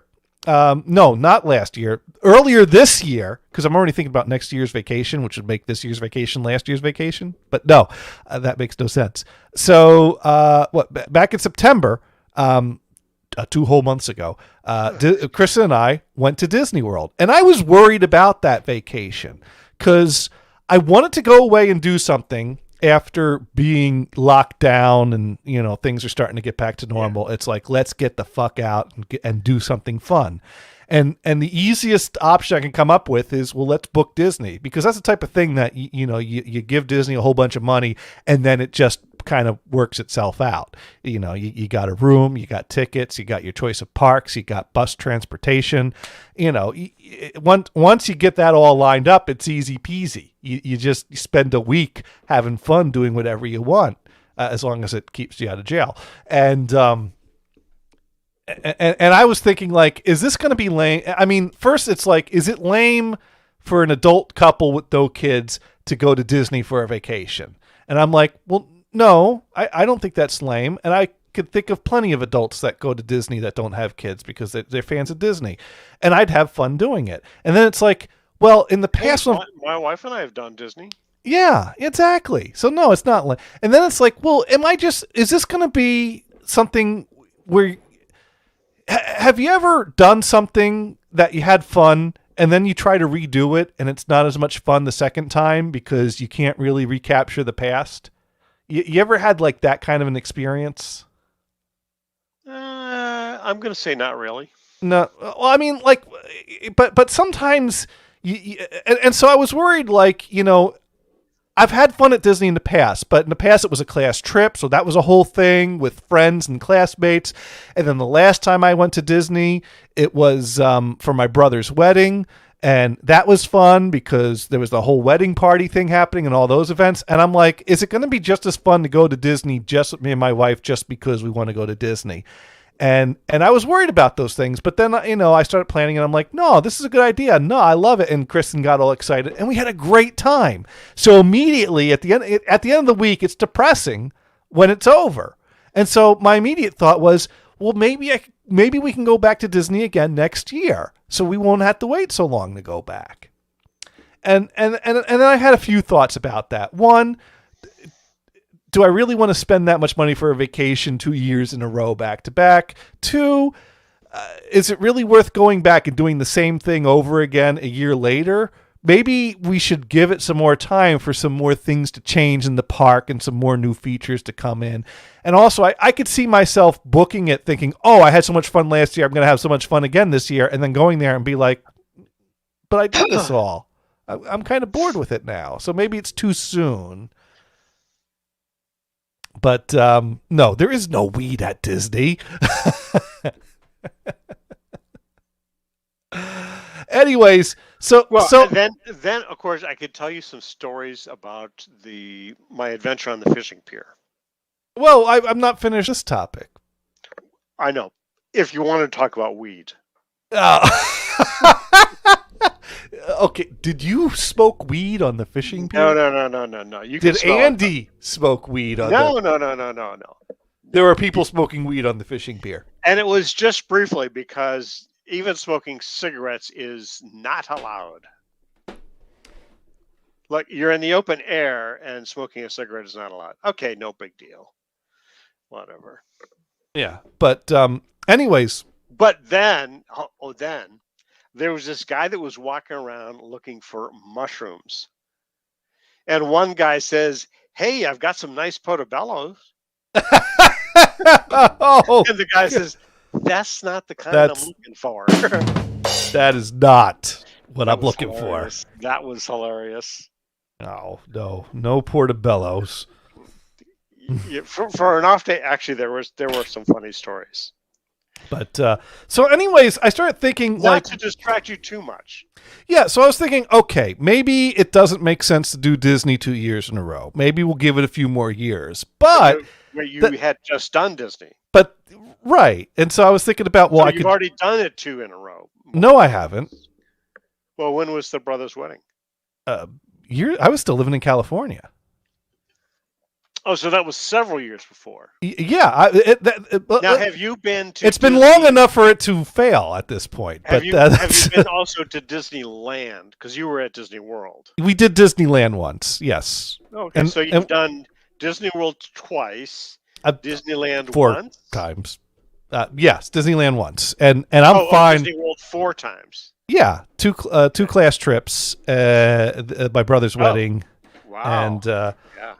Yeah, but no. So and given the choice, I would continue to just do Disney World because Disneyland was fun once, but there's so much more at Disney World. But anyways, yeah. Well, see, what we want to do actually is to go to Universal City Mhm. in California. Yeah. But And we've done that before, but they change things up. yeah, and I did that too. But anyways, so I started thinking like, well, why am I in such a rush to do Disney a second time? And I'm like, well, I turned out having such a great time just, hanging out the whole. And I thought to myself, I could have just as much fun doing another vacation going someplace with Kristen, but where else could I go for a vacation that could be just as fun? And I thought to myself, well, for a long time I've been looking for an excuse to, get back to San Francisco, but it's a long way to go just to, do a little record shopping and reminisce. And I thought, well, no, that could work for a week vacation. There's plenty of touristy sightseeing things to do, and Sure. and heck, Mars is nearby. You're there. If we get out 2 or 3 nights for dinner and drinks and coffee, those would be fun evenings and worthwhile. But would you want to say go to Yosemite um, or to Tahoe or to the gold mines? I mean, I could consider other day trips. I want to, I do want to spend some good time in the city. And I do want to, Okay. have some good dinners out and some good, maybe some drinks and a good time. Now Yosemite, We could actually suggest a nice place in the city to stay. oh 'cause no, we stayed oh there. Brian, you're putting us up in your guest room, and we appreciate that greatly. No, No, but we I'm don't- kidding. I'm kidding. Relax. No. The guest room is not in the city, though. That's what you want. So I'm just teasing you. well, no, and that's fine. I'm just no. We'll I got- Brian. You don't have to put us up in the guest room. I got We'll just take I the got a beach shed. house. We'll be I got a fine. shed in We'll take the beach backyard house. of both the beach house and the main house. Yeah. Plenty of space in those sheds. That is nice of you to agree to stay in the shed while we take over the whole house. But that's okay. You have 2 houses. You just pick one. We'll Right. pick the other. You don't Right. need to stay in a shed. It'll be fine. Right. But no, we'll get a room in the. Actually, that's a dilemma. Do we get a room in the city or do we get a room in Hayward? Because I was looking at like the La Quinta, and the rooms are like around the same price as the cheaper rooms that I can find in the city. But then if we stay in the city, we just take mass transit and just get you to pick us up at the BART station if we go. But if we stay in the East Bay, I'll probably either want to rent a car or do a bunch of Ubering. So I don't, but I'm still thinking of these things. So I don't know. I guess I want to see, is this a good idea I'm on to, or, and I'm thinking, and that's why I figured end of April, the weather's warming up. And that's a great time to be in San Francisco. And so, and anyone could write in with their vacation ideas or tips or whatever to contribute to this topic. So it's not just, I found the place you want to stay in San Francisco. the beach house. The beach house is not in San Francisco. That's close enough. It's a 2-hour ride. That's closer than it is from here. No, seriously, you would do I'm teasing. Of 1 course. or 2 nights. Oh, and they're on Priceline or Expedia or Booking.com. Yeah. $83 in San Francisco, not far from Union Square. 83. Where are you looking at? $83. That is Not bad, huh? that's really cheap. That's cheaper than anything I've been seeing. And I was looking at Orbitz and Trivago. So the place and is called. Yeah. Now it doesn't have its own parking, so you'll have to figure out parking, which I can help you with. Well, if we're staying in the city, This we is don't. the place that we stayed in San Francisco. Yeah, if you don't have a car, that's Yeah. fine. The place is called the Touchstone Hotel. Okay. All right.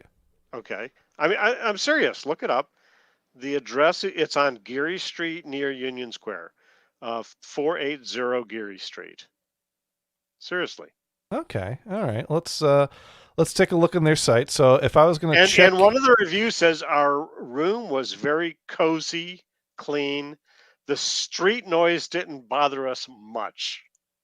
didn't bother us much. That's Do you like that? And cozy, you know what the word cozy means? small. Small. Yes, you got it. Okay. The other review is you wonder if this is bullshit. Large clean rooms and great diner next door. Okay, I can go with that. No, it wasn't bad. We just kind of went along that. Yeah, it's a tiny little place. Yeah. Well, most hotels, especially of the lower, And the lower. I think we were in the back. I think we were in the back, so we didn't get the street noise. And there is public parking garages in. Yeah, but I'm not going to rent a car to stay in a city. Well, I mean, it depends on how long you're staying there.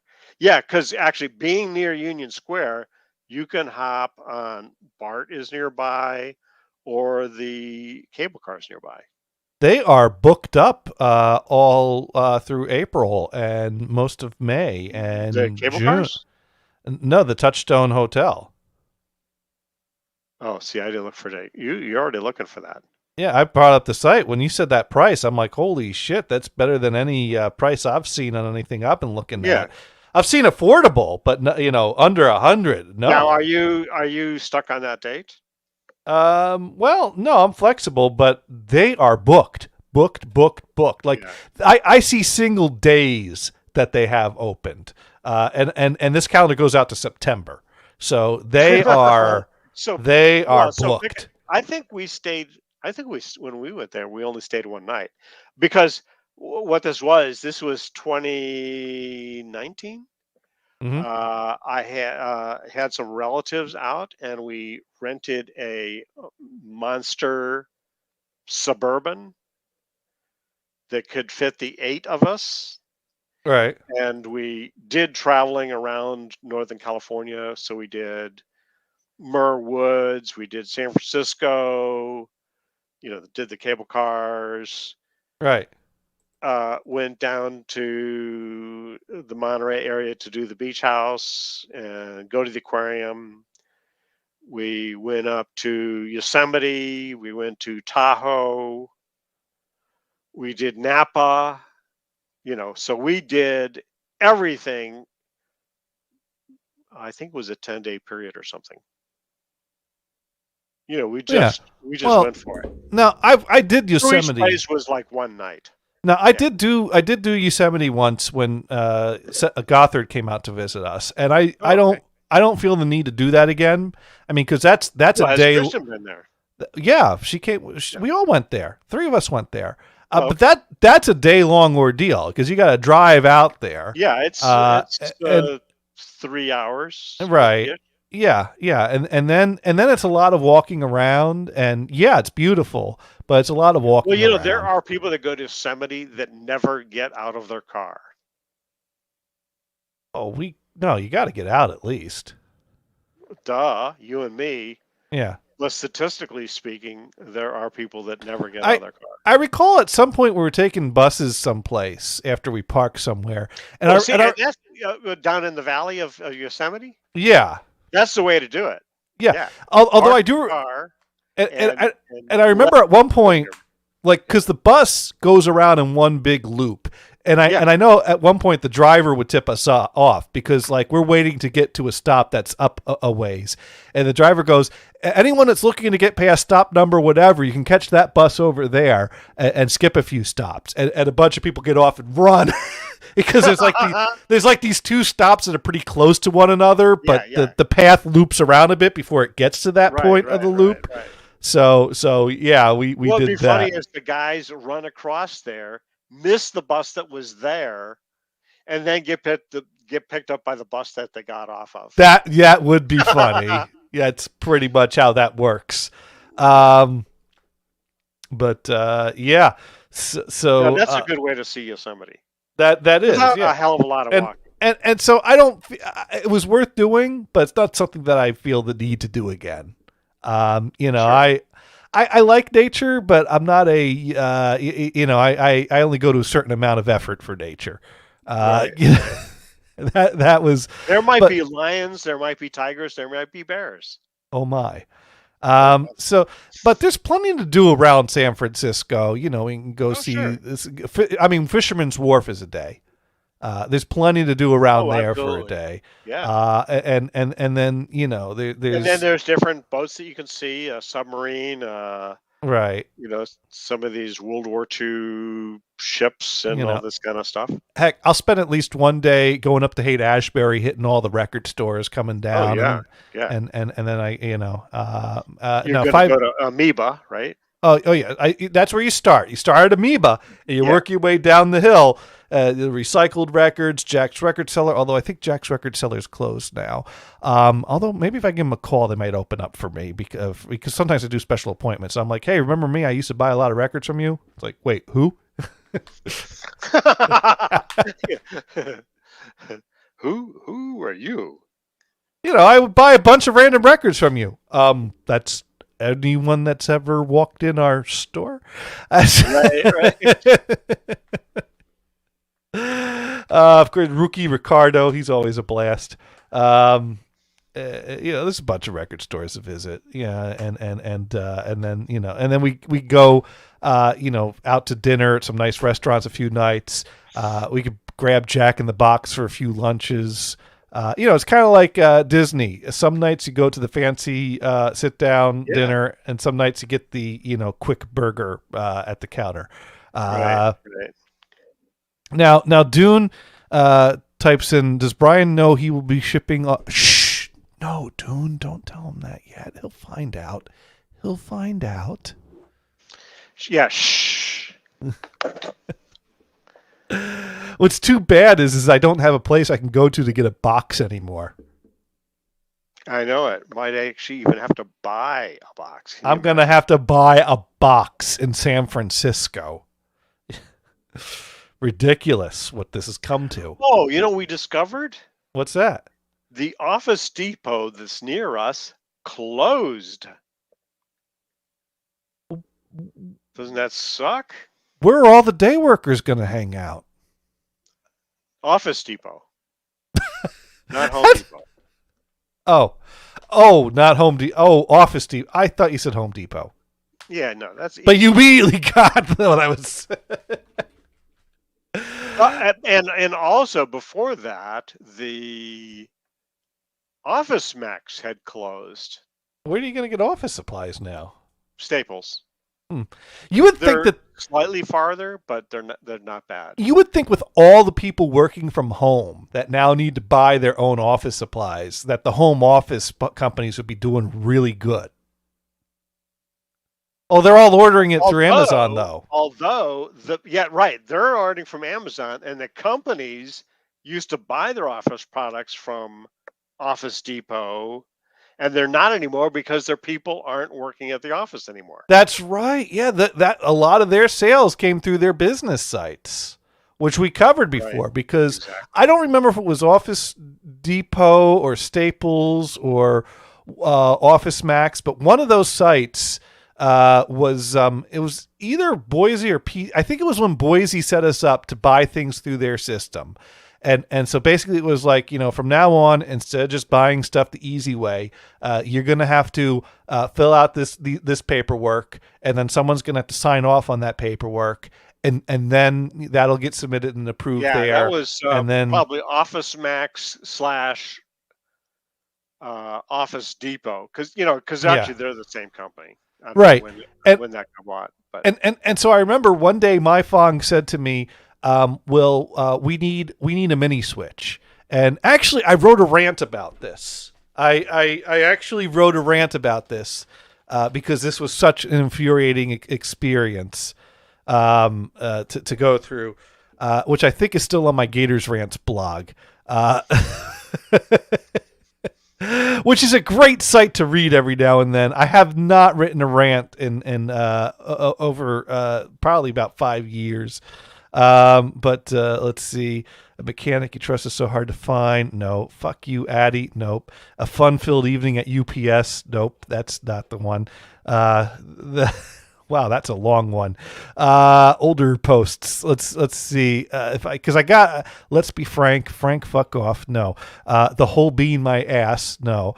Fuck off Office Max. Here we go. Tuesday, March 5th, 2013. Once again, it never ceases to amaze me how fucked up the business world is these days. All the time, you look at a situation with a use of common sense, and it just leaves you wondering, what in the fuck happened here? I mean, these are supposedly intelligent people that run these businesses, and yet this jackassery that makes absolutely no sense happens, and no one wants to do anything to fix it. So a while back now, the company I work for worked out some deal that we order office supplies through Office Max. Since I do a lot of ordering of stuff for our department, I was given a login to corporate Office Max site. Okay, so far so good. So the other day, my supervisor needed me to order a gigabit PoE switch. She had searched on OfficeMax.com to find an item I would be able to order and sent me the item name, since she doesn't have a login to order. This is the switch I want to order, and I have the link that goes right to the switch on the Office Max website. Note the pricing of $194.99. That is the list price right there. You, I, or anyone else can go to this site as of this time I am writing this, add it to our cart, complete the transaction, and purchase this switch for this price. Anyone can do this. This price stands for everyone. So I log into the Office Max corporate site, search for the item, place an order, and today a switch arrives. Wrong switch. What the fuck? Seems in my rush, when I searched for a very specific item by item number, which had the word gigabit in the description, Office Max returned one item it felt was close enough, and went directly to that page without alerting me that it returned something that didn't meet my specific search criteria, just the closest thing it found. And me, being 5 minutes from needing to be out the door, just assumed since it went directly to the item and I saw it was a switch, that it was the right switch. Let me push you right there. You know who really fucked up on this? Who? My phone did. Instead of giving you the name, she should have sent you the fucking link. Well, that's not this even... This is the one to order. Okay, so you didn't look at what you were ordering and ordered the wrong thing, and you want to blame someone else for it. Way to go, jackass, is what you're probably thinking right now. No, not at all. While that is a minor annoyance, and I felt the site could have dealt with it better, this is not the point of this rant. This is just building up to it. So, I go back to the site and try to figure out why my search didn't find the item that my supervisor had found right on their site when searching for the exact name. My supervisor helped by looking it up again and giving me the item number, which I searched on. Nothing. Okay, well, apparently the everyday site and the corporate site are different. But this is all the same company. They had this item in stock. They want to sell it for that price. We do business with them. It doesn't take a rocket scientist to figure out that this is a pairing that should result in a sale and exchange of money in our free market system. So I called up their customer service department and explained the situation to her. After some searching, she finds the item in their system and tells me it will cost $265. What the fuck? So you get to pay more by having a corporate account. I explained to her, no, it will not, as it is clearly listed and advertised for $194.99, and I didn't appreciate her trying to cheat us out of $70. She went on to insist that there was no way she could sell the item for that price. I pointed out to her I was on their site right now with this item and price right in front of me, which I could easily add to my shopping cart and purchase for that price, and pointed out how ridiculous it is that they cannot sell it to us for this price when clearly they can. She said there was nothing she could do. I have to ask, when did it become the norm for businesses to be okay with making it as difficult as possible for you to make a purchase from them. I mean, we need an item. We had this account specifically for the purpose of purchasing items. Our login and their site was set up specifically for the purpose of allowing us to easily purchase from them. Meanwhile, this item they are offering all customers at a certain price, they don't want to sell to us. I can place the order myself with my credit card, fill out an expense report to be reimbursed. So clearly it is possible for us to make this purchase of this item at this price. They can't block us from doing it. Yet, they don't want to make it easy for us to make this purchase. I can't comprehend how this is acceptable as any way to run a business. Isn't the point of business to make things easy for the customer? What really gets me, though, is this shit would never happen if the business wasn't as big as it is. I have found more and more that with a passion, I really, really hate big business. Businesses have been allowed to grow bigger than they should ever become. If some guy's running a small store and trying to pull this shit, he wouldn't be running a store much longer. But these big businesses become too big to fail. Then customer service goes right out the window, but that's okay. They have enough business. They don't need you. And if they fuck up, well, they're too big to fail. So we'll just bail them out. I'm sick and tired of this. You know what I would have done? I would have bought the item at the higher price because that's what corporate demands. Yeah, but then Fuck big business. No, but It's not coming out of your pocket. It's not coming out of my pocket, but I did not want to reward this bad behavior.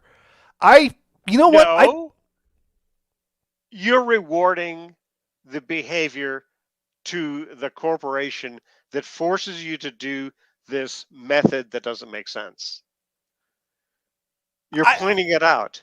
In fact, you would have put a note on there. I could have gotten a lower price if I bought it myself. I don't know why, but Office Max is fucking us over, even though we're a business partner. No, but in this case, Office Max at one point was owned by Boise. Here's the thing. The thing is, though, is that Boise setting us up with the corporate account to buy directly from Office Max actually made it easier than dealing with their whole paperwork system to buy stuff from other websites. So really the problem was Office Max's different pricing on their business site and trying to, I totally get that. And I think that's bullshit to charge businesses more than individuals because, well, the person placing the order isn't coming out of their pocket, so they don't care. So they'll just, that's bullshit.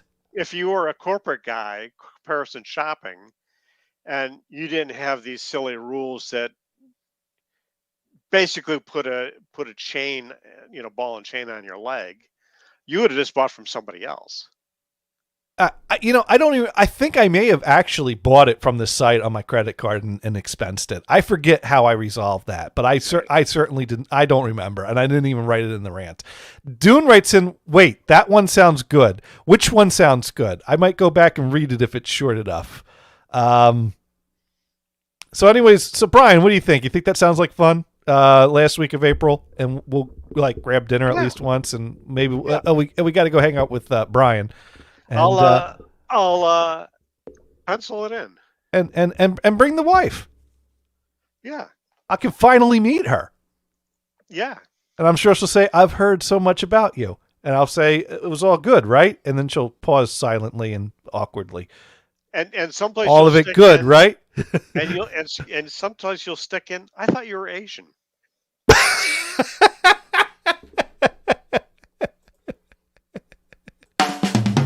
No, that's Andy. Andy's Asian, right? Yeah.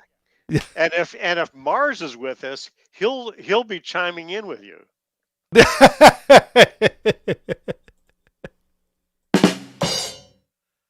Oh man, but no, Dune, what one sounded good? Or did you mean the Frank one, or was there another one? Wait, that one sounds good. I'm curious which one he thinks sounds good. Frank? Yeah, there was a guy named Frank that was a fan of the NHB radio network, and he got to be a little too much of a fan. One of those types of guys that gets so enthusiastic that he. Yeah. So what would happen is Frank would call in every week, but he never actually wanted to call in and talk about whatever the show was talking about.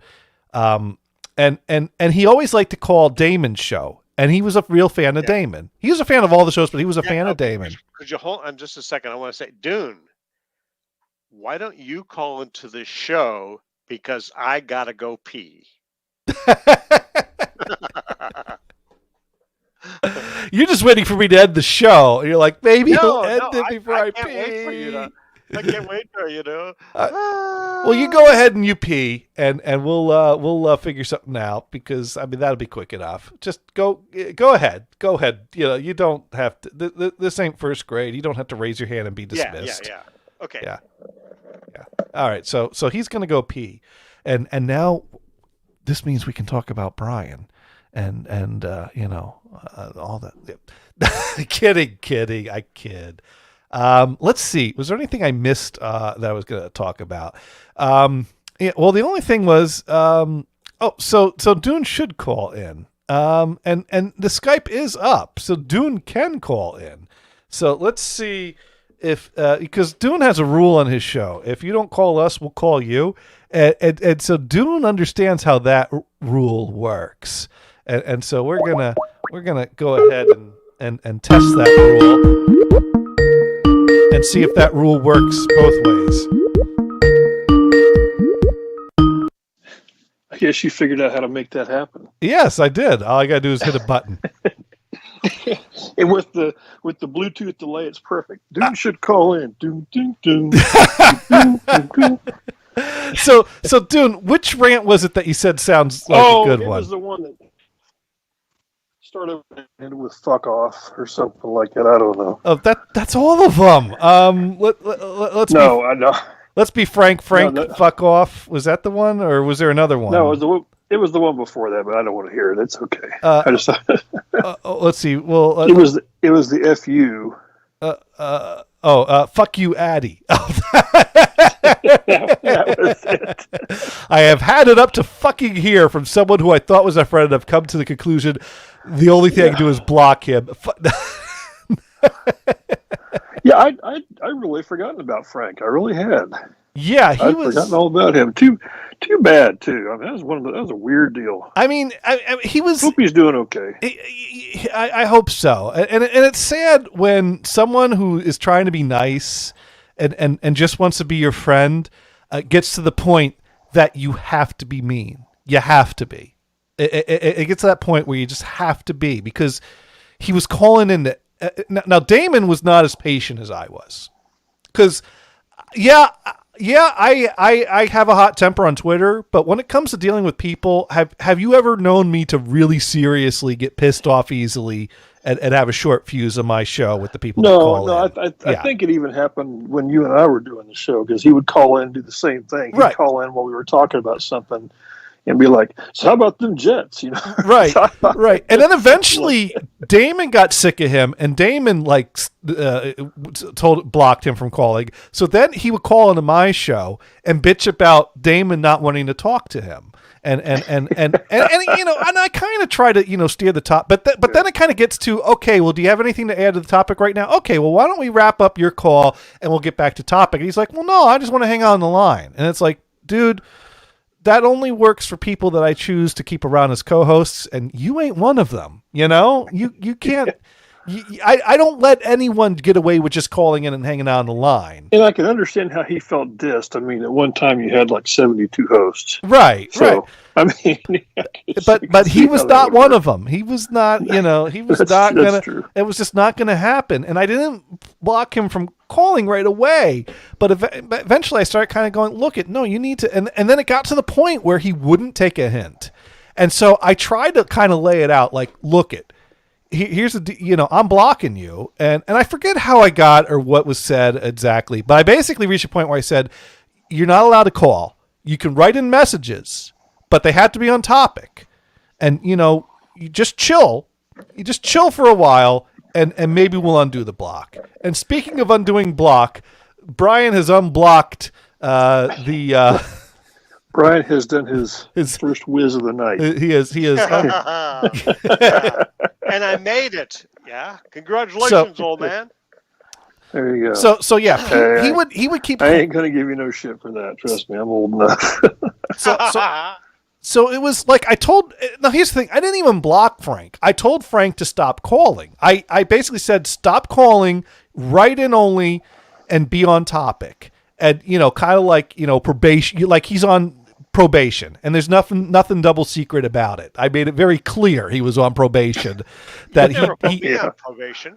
No, well, as far as you know. Yeah, well, you're nowhere near as annoying as Frank. But oh dang, I gotta try harder. Oh, please don't. Yeah, there's a mute button on Johnny's board with your name on it. I know it. I know it. That's what I'm afraid of. But yeah. So he would still call in, and then that would piss me off more because it's like, and he's like, no. But then he called and he's like, yeah, that's cool, but let's talk again about Damon. And that's when it's like, no, stop calling. And then he called in and be like, well, I'm going to be on topic. I'm like, no, that's not the deal. The deal wasn't calling and be on topic. The deal was stop calling. I need you to prove that you could listen to me and follow directions before I can trust you with being allowed to call in. And so I blocked him. And then he got all bitchy, like, well, you complained I wasn't on topic. I was calling in to be on topic. You didn't even give me a chance. And it's like, no, I complained you weren't on topic, but I told you to stop calling in. I don't care if you're calling in to be on topic. I said stop. And so then he complained to B-Spot that I was blocking him unfairly. And then he tried, and that's when he started calling into your show. And every time he called into your show, because Damon was still around on your show, it was the three of us most weekends. And all of a sudden, me and Damon would just disappear. They would.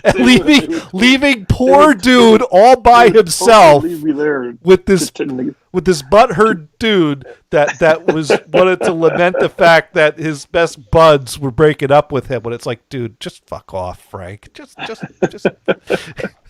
Poor Frank. Oh gosh.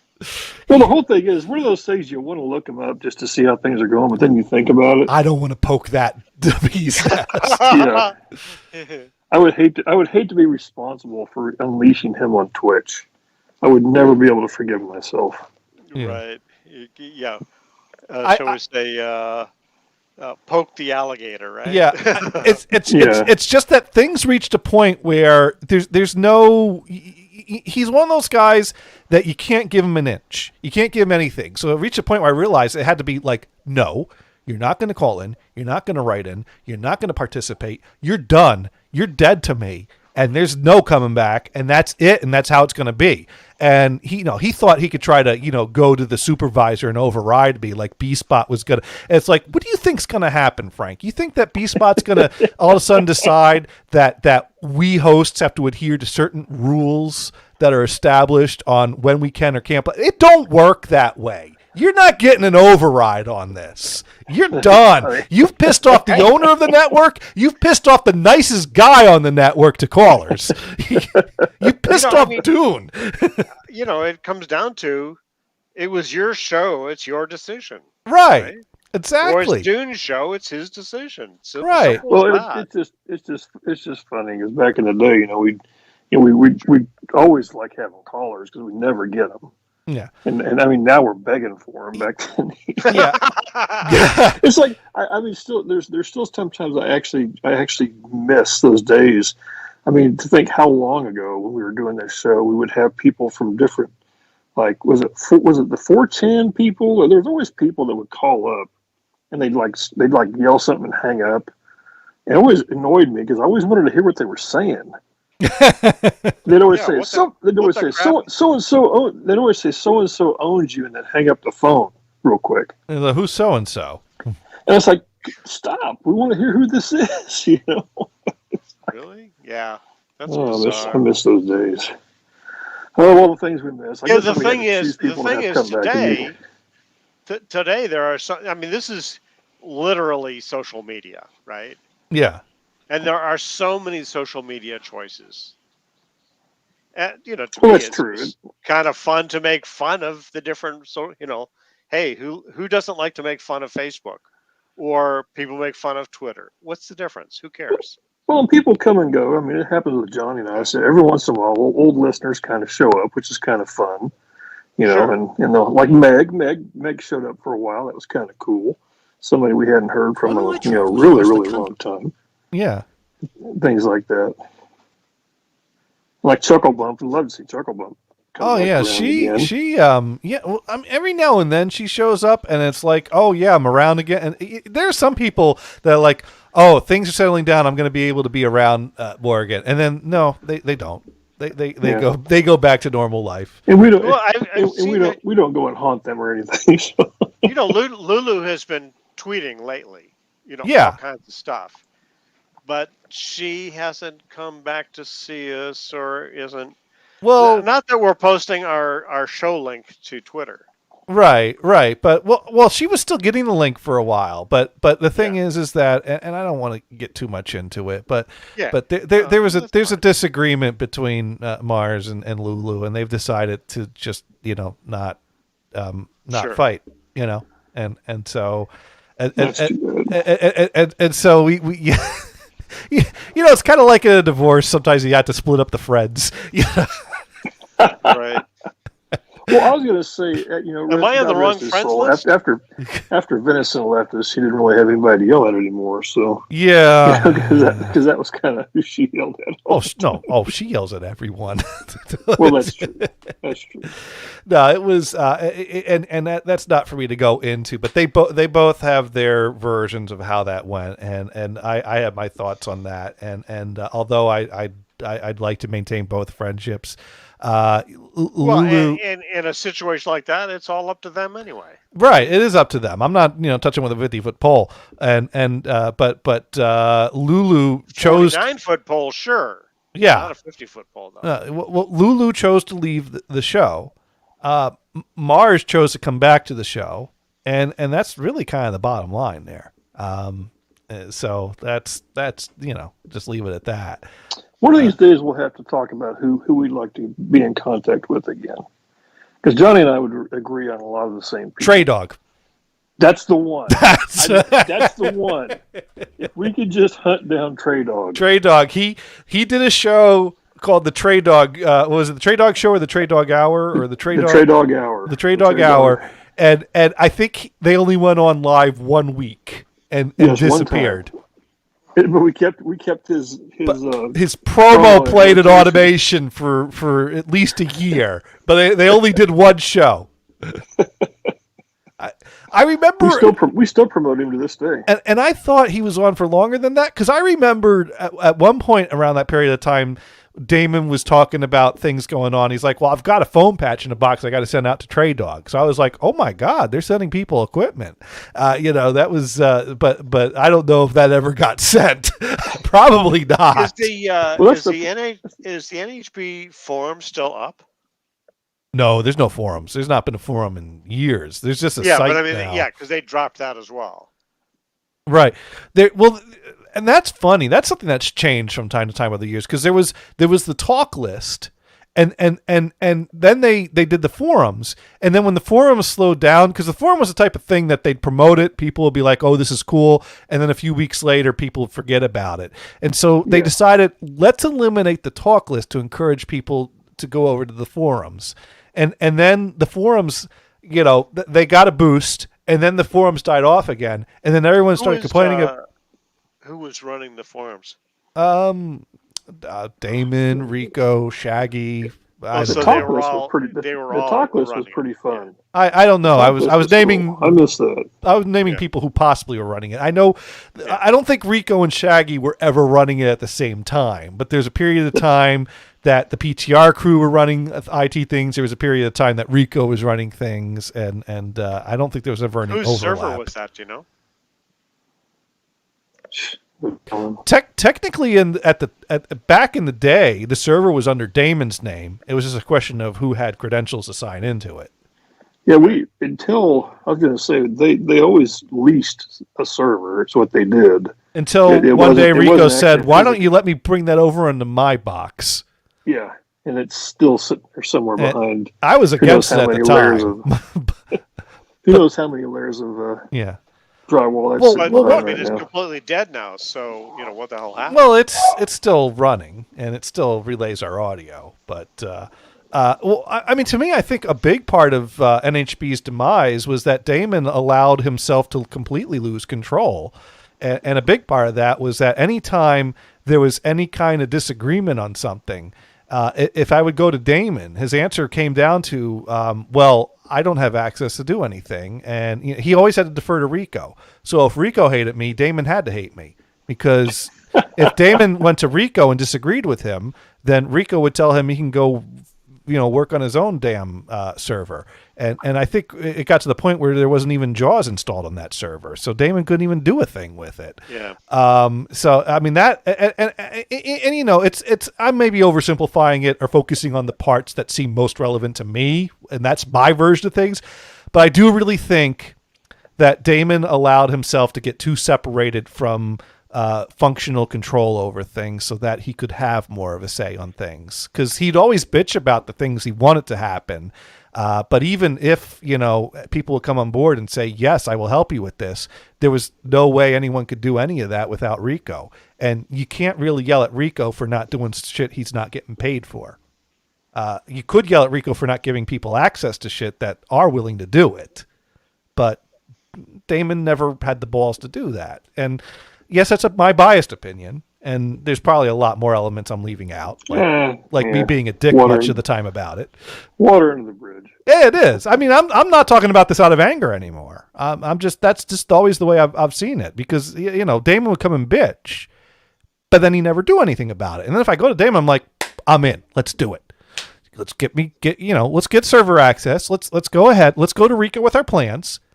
No, he's not gonna do that. He's not gonna tell Rico what we're gonna. He's gonna yell at everyone but Rico for not doing things they have no control over.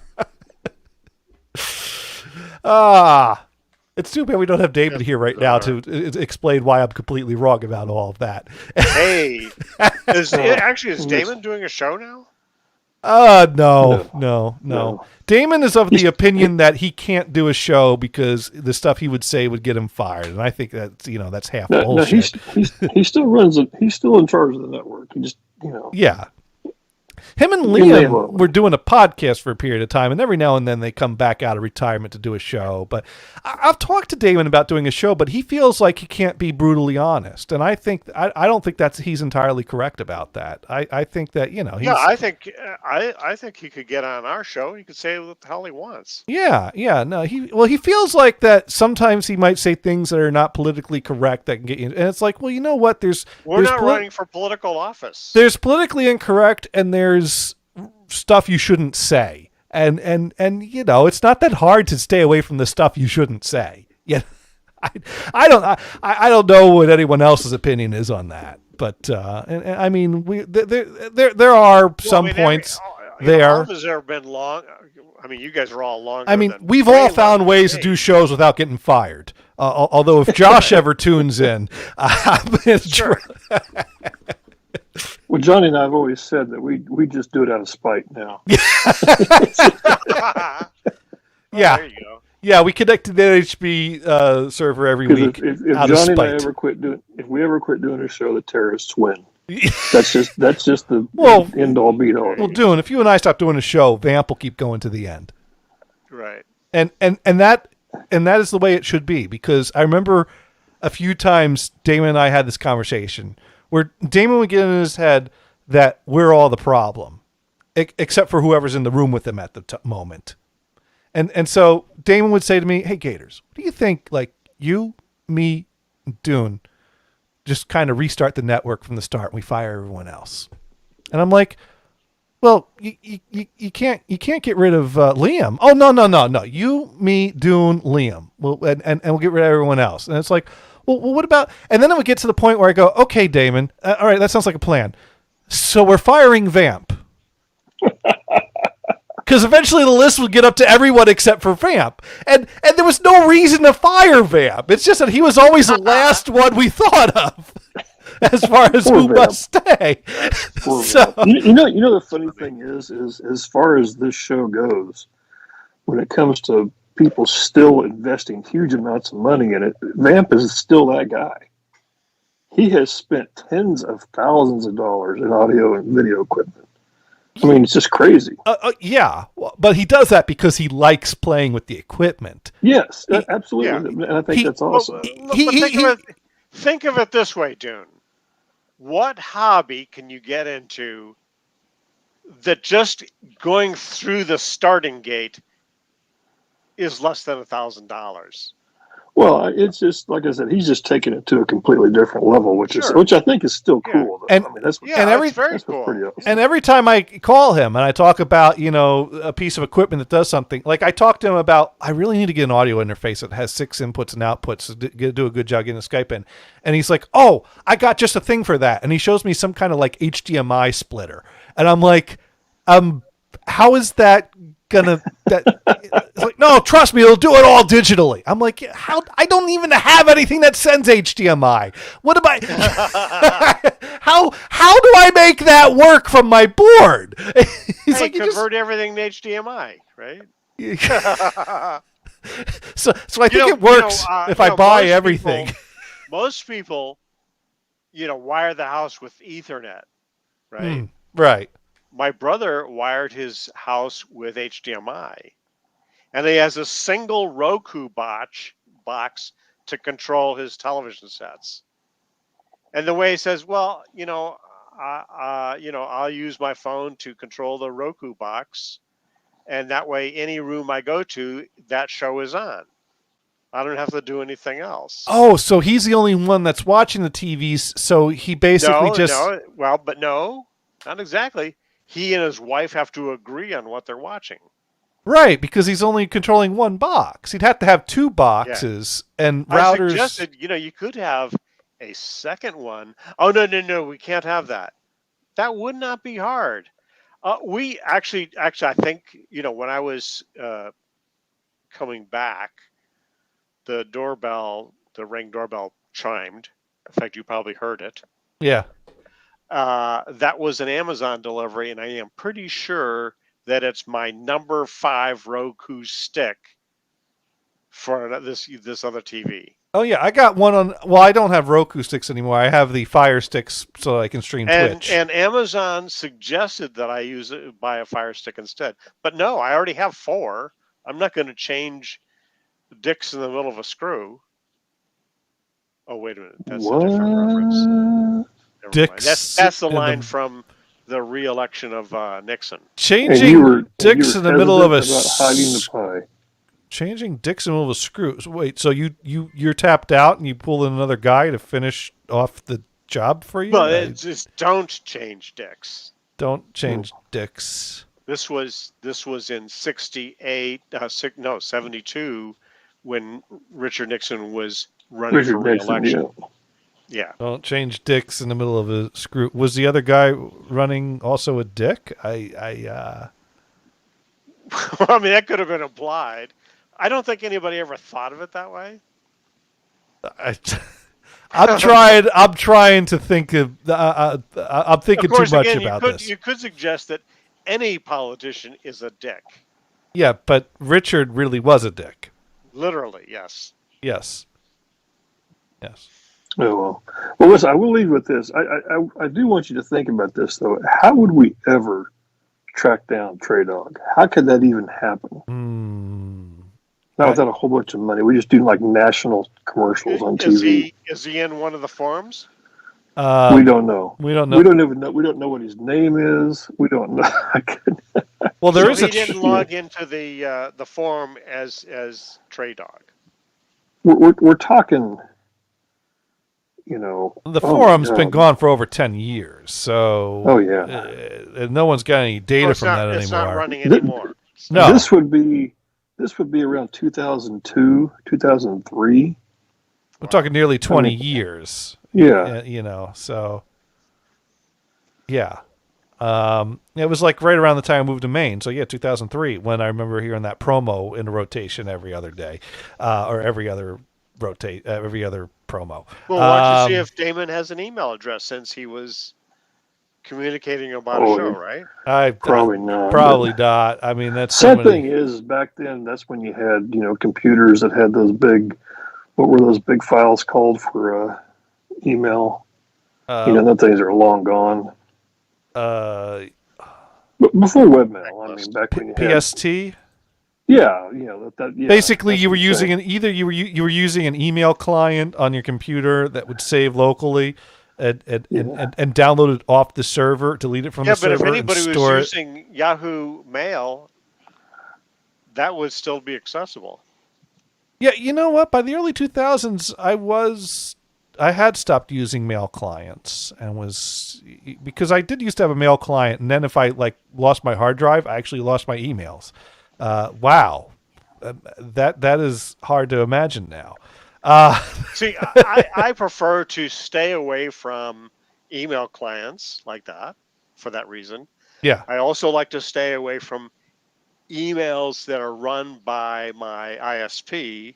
So yeah, I have a Comcast email address, but I never use it. Oh yeah, no, I use my Gmail account. I Right. used So Gmail is independent. Yahoo is independent. I held out on my Hey, Yahoo even account. AOL is independent. I held out for a long time on my Yahoo account, but they reached a point where Yahoo was insisting every time they could that, hey, you really should stop using your phone's default app, and you should download our Yahoo Mail app. And every time I signed in, it would badger me about this. And I just got to the point where I got fed up of clicking no every time I wanted to check my damn email. And so I would still be using my Yahoo account to this day if they just would have stopped badgering me and nagging me about what app I was using on my phone.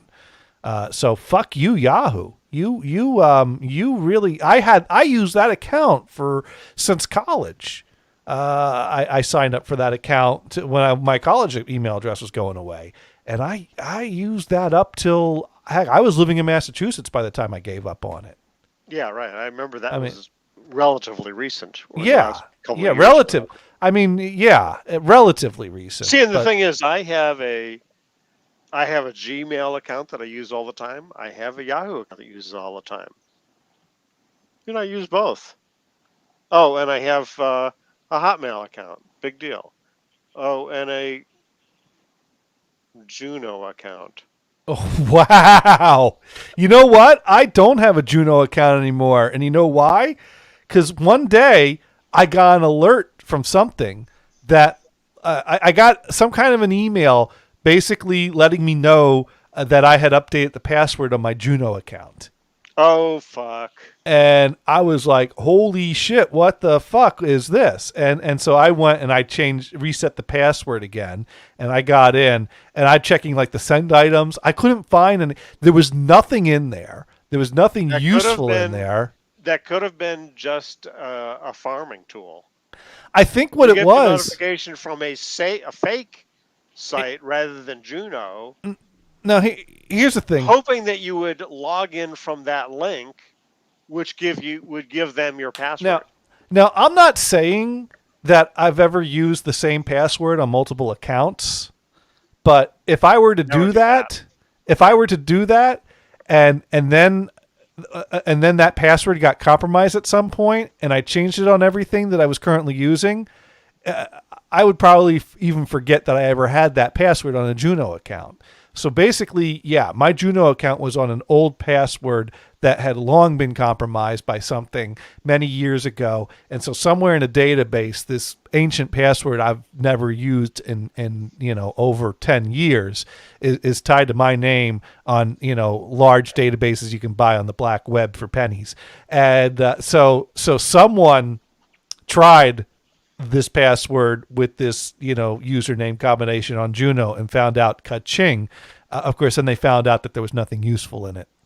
So, right. But meanwhile, I get the alert and I get the whole, oh shit, what was in there? And, the only thing I had in that email account was the GIMP sent me an autographed picture. Whoa.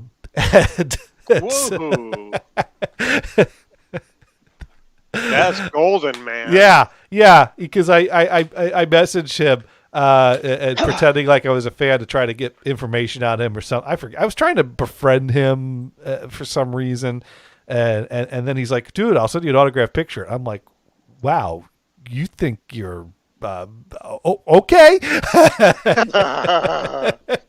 Right. What? Oh, And he emailed it as an attachment, and so I wasn't going to give him my real email address. I wasn't. Sure. So I gave him my Juno email address.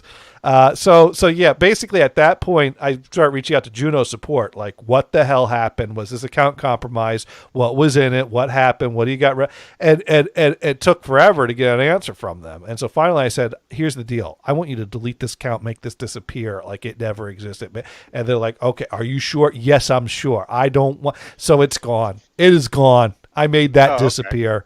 Of course, next time they restore their database from a backup, it'll probably reappear, but with the same password and get compromised again. So Right. Well, there's when no you get that email that says, "Hey, your email password has changed," yeah, you'll know that it's back, exactly. like a bad penny. Yeah, but anyways, we should find someone to raid. But we do try to be educational here. So we should, do a quick moment to go around the room here because we did never open the show. But that's okay because we can close the show, which we call Insert title here. So, Dune, what have you learned this week? Well, I'm actually going through the Wayback Machine of NHB right now looking for Trey Dogs, so and I'm not having any luck. So Haven't you've learned found it yet. you learned the Wayback Machine will not help us find Trey Dogs so far. It won't. It will let you see what the NHB page looked like back in 2003. Okay, Cool. so But that's it. that's it. Now, Brian, what have you learned this week?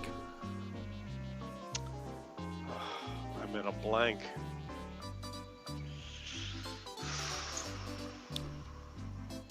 Well, I mean, you could Yeah, say you learned that the capture doesn't work with an iMac. I mean, that's something. And then the update for XSplit kind of screwed things up. Yeah, and I learned that Brian is so accommodating that I mention I'm going to be in the area, and he's willing to spend the week in his shed to give me and Kristen his whole home, and that is I can't that is That's right. So generous of you, Brian. So anyways, Right. we're gonna go. You know what? We're gonna raid Piano Julia.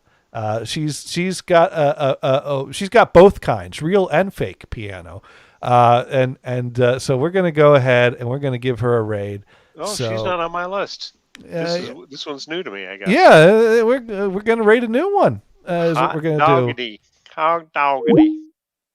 And thank you for joining us, Dune. And Yeah. all right, we're going to Cool. go ahead. Thank you everyone for tuning in. We'll be back here next week. And, be sure to check out 5 Hit Dune on the weekend. And good night. We'll see ya. Pushes through. I'll be some next man's other woman. Should bet myself again. All right, we went There we crazy go. that time. Yeah. Yeah. Cool. Well, See good you luck with next the time. StreamYard or the Sure, yeah, right. the XSplit. I mean. Whatever. Yeah. Good night. Yep.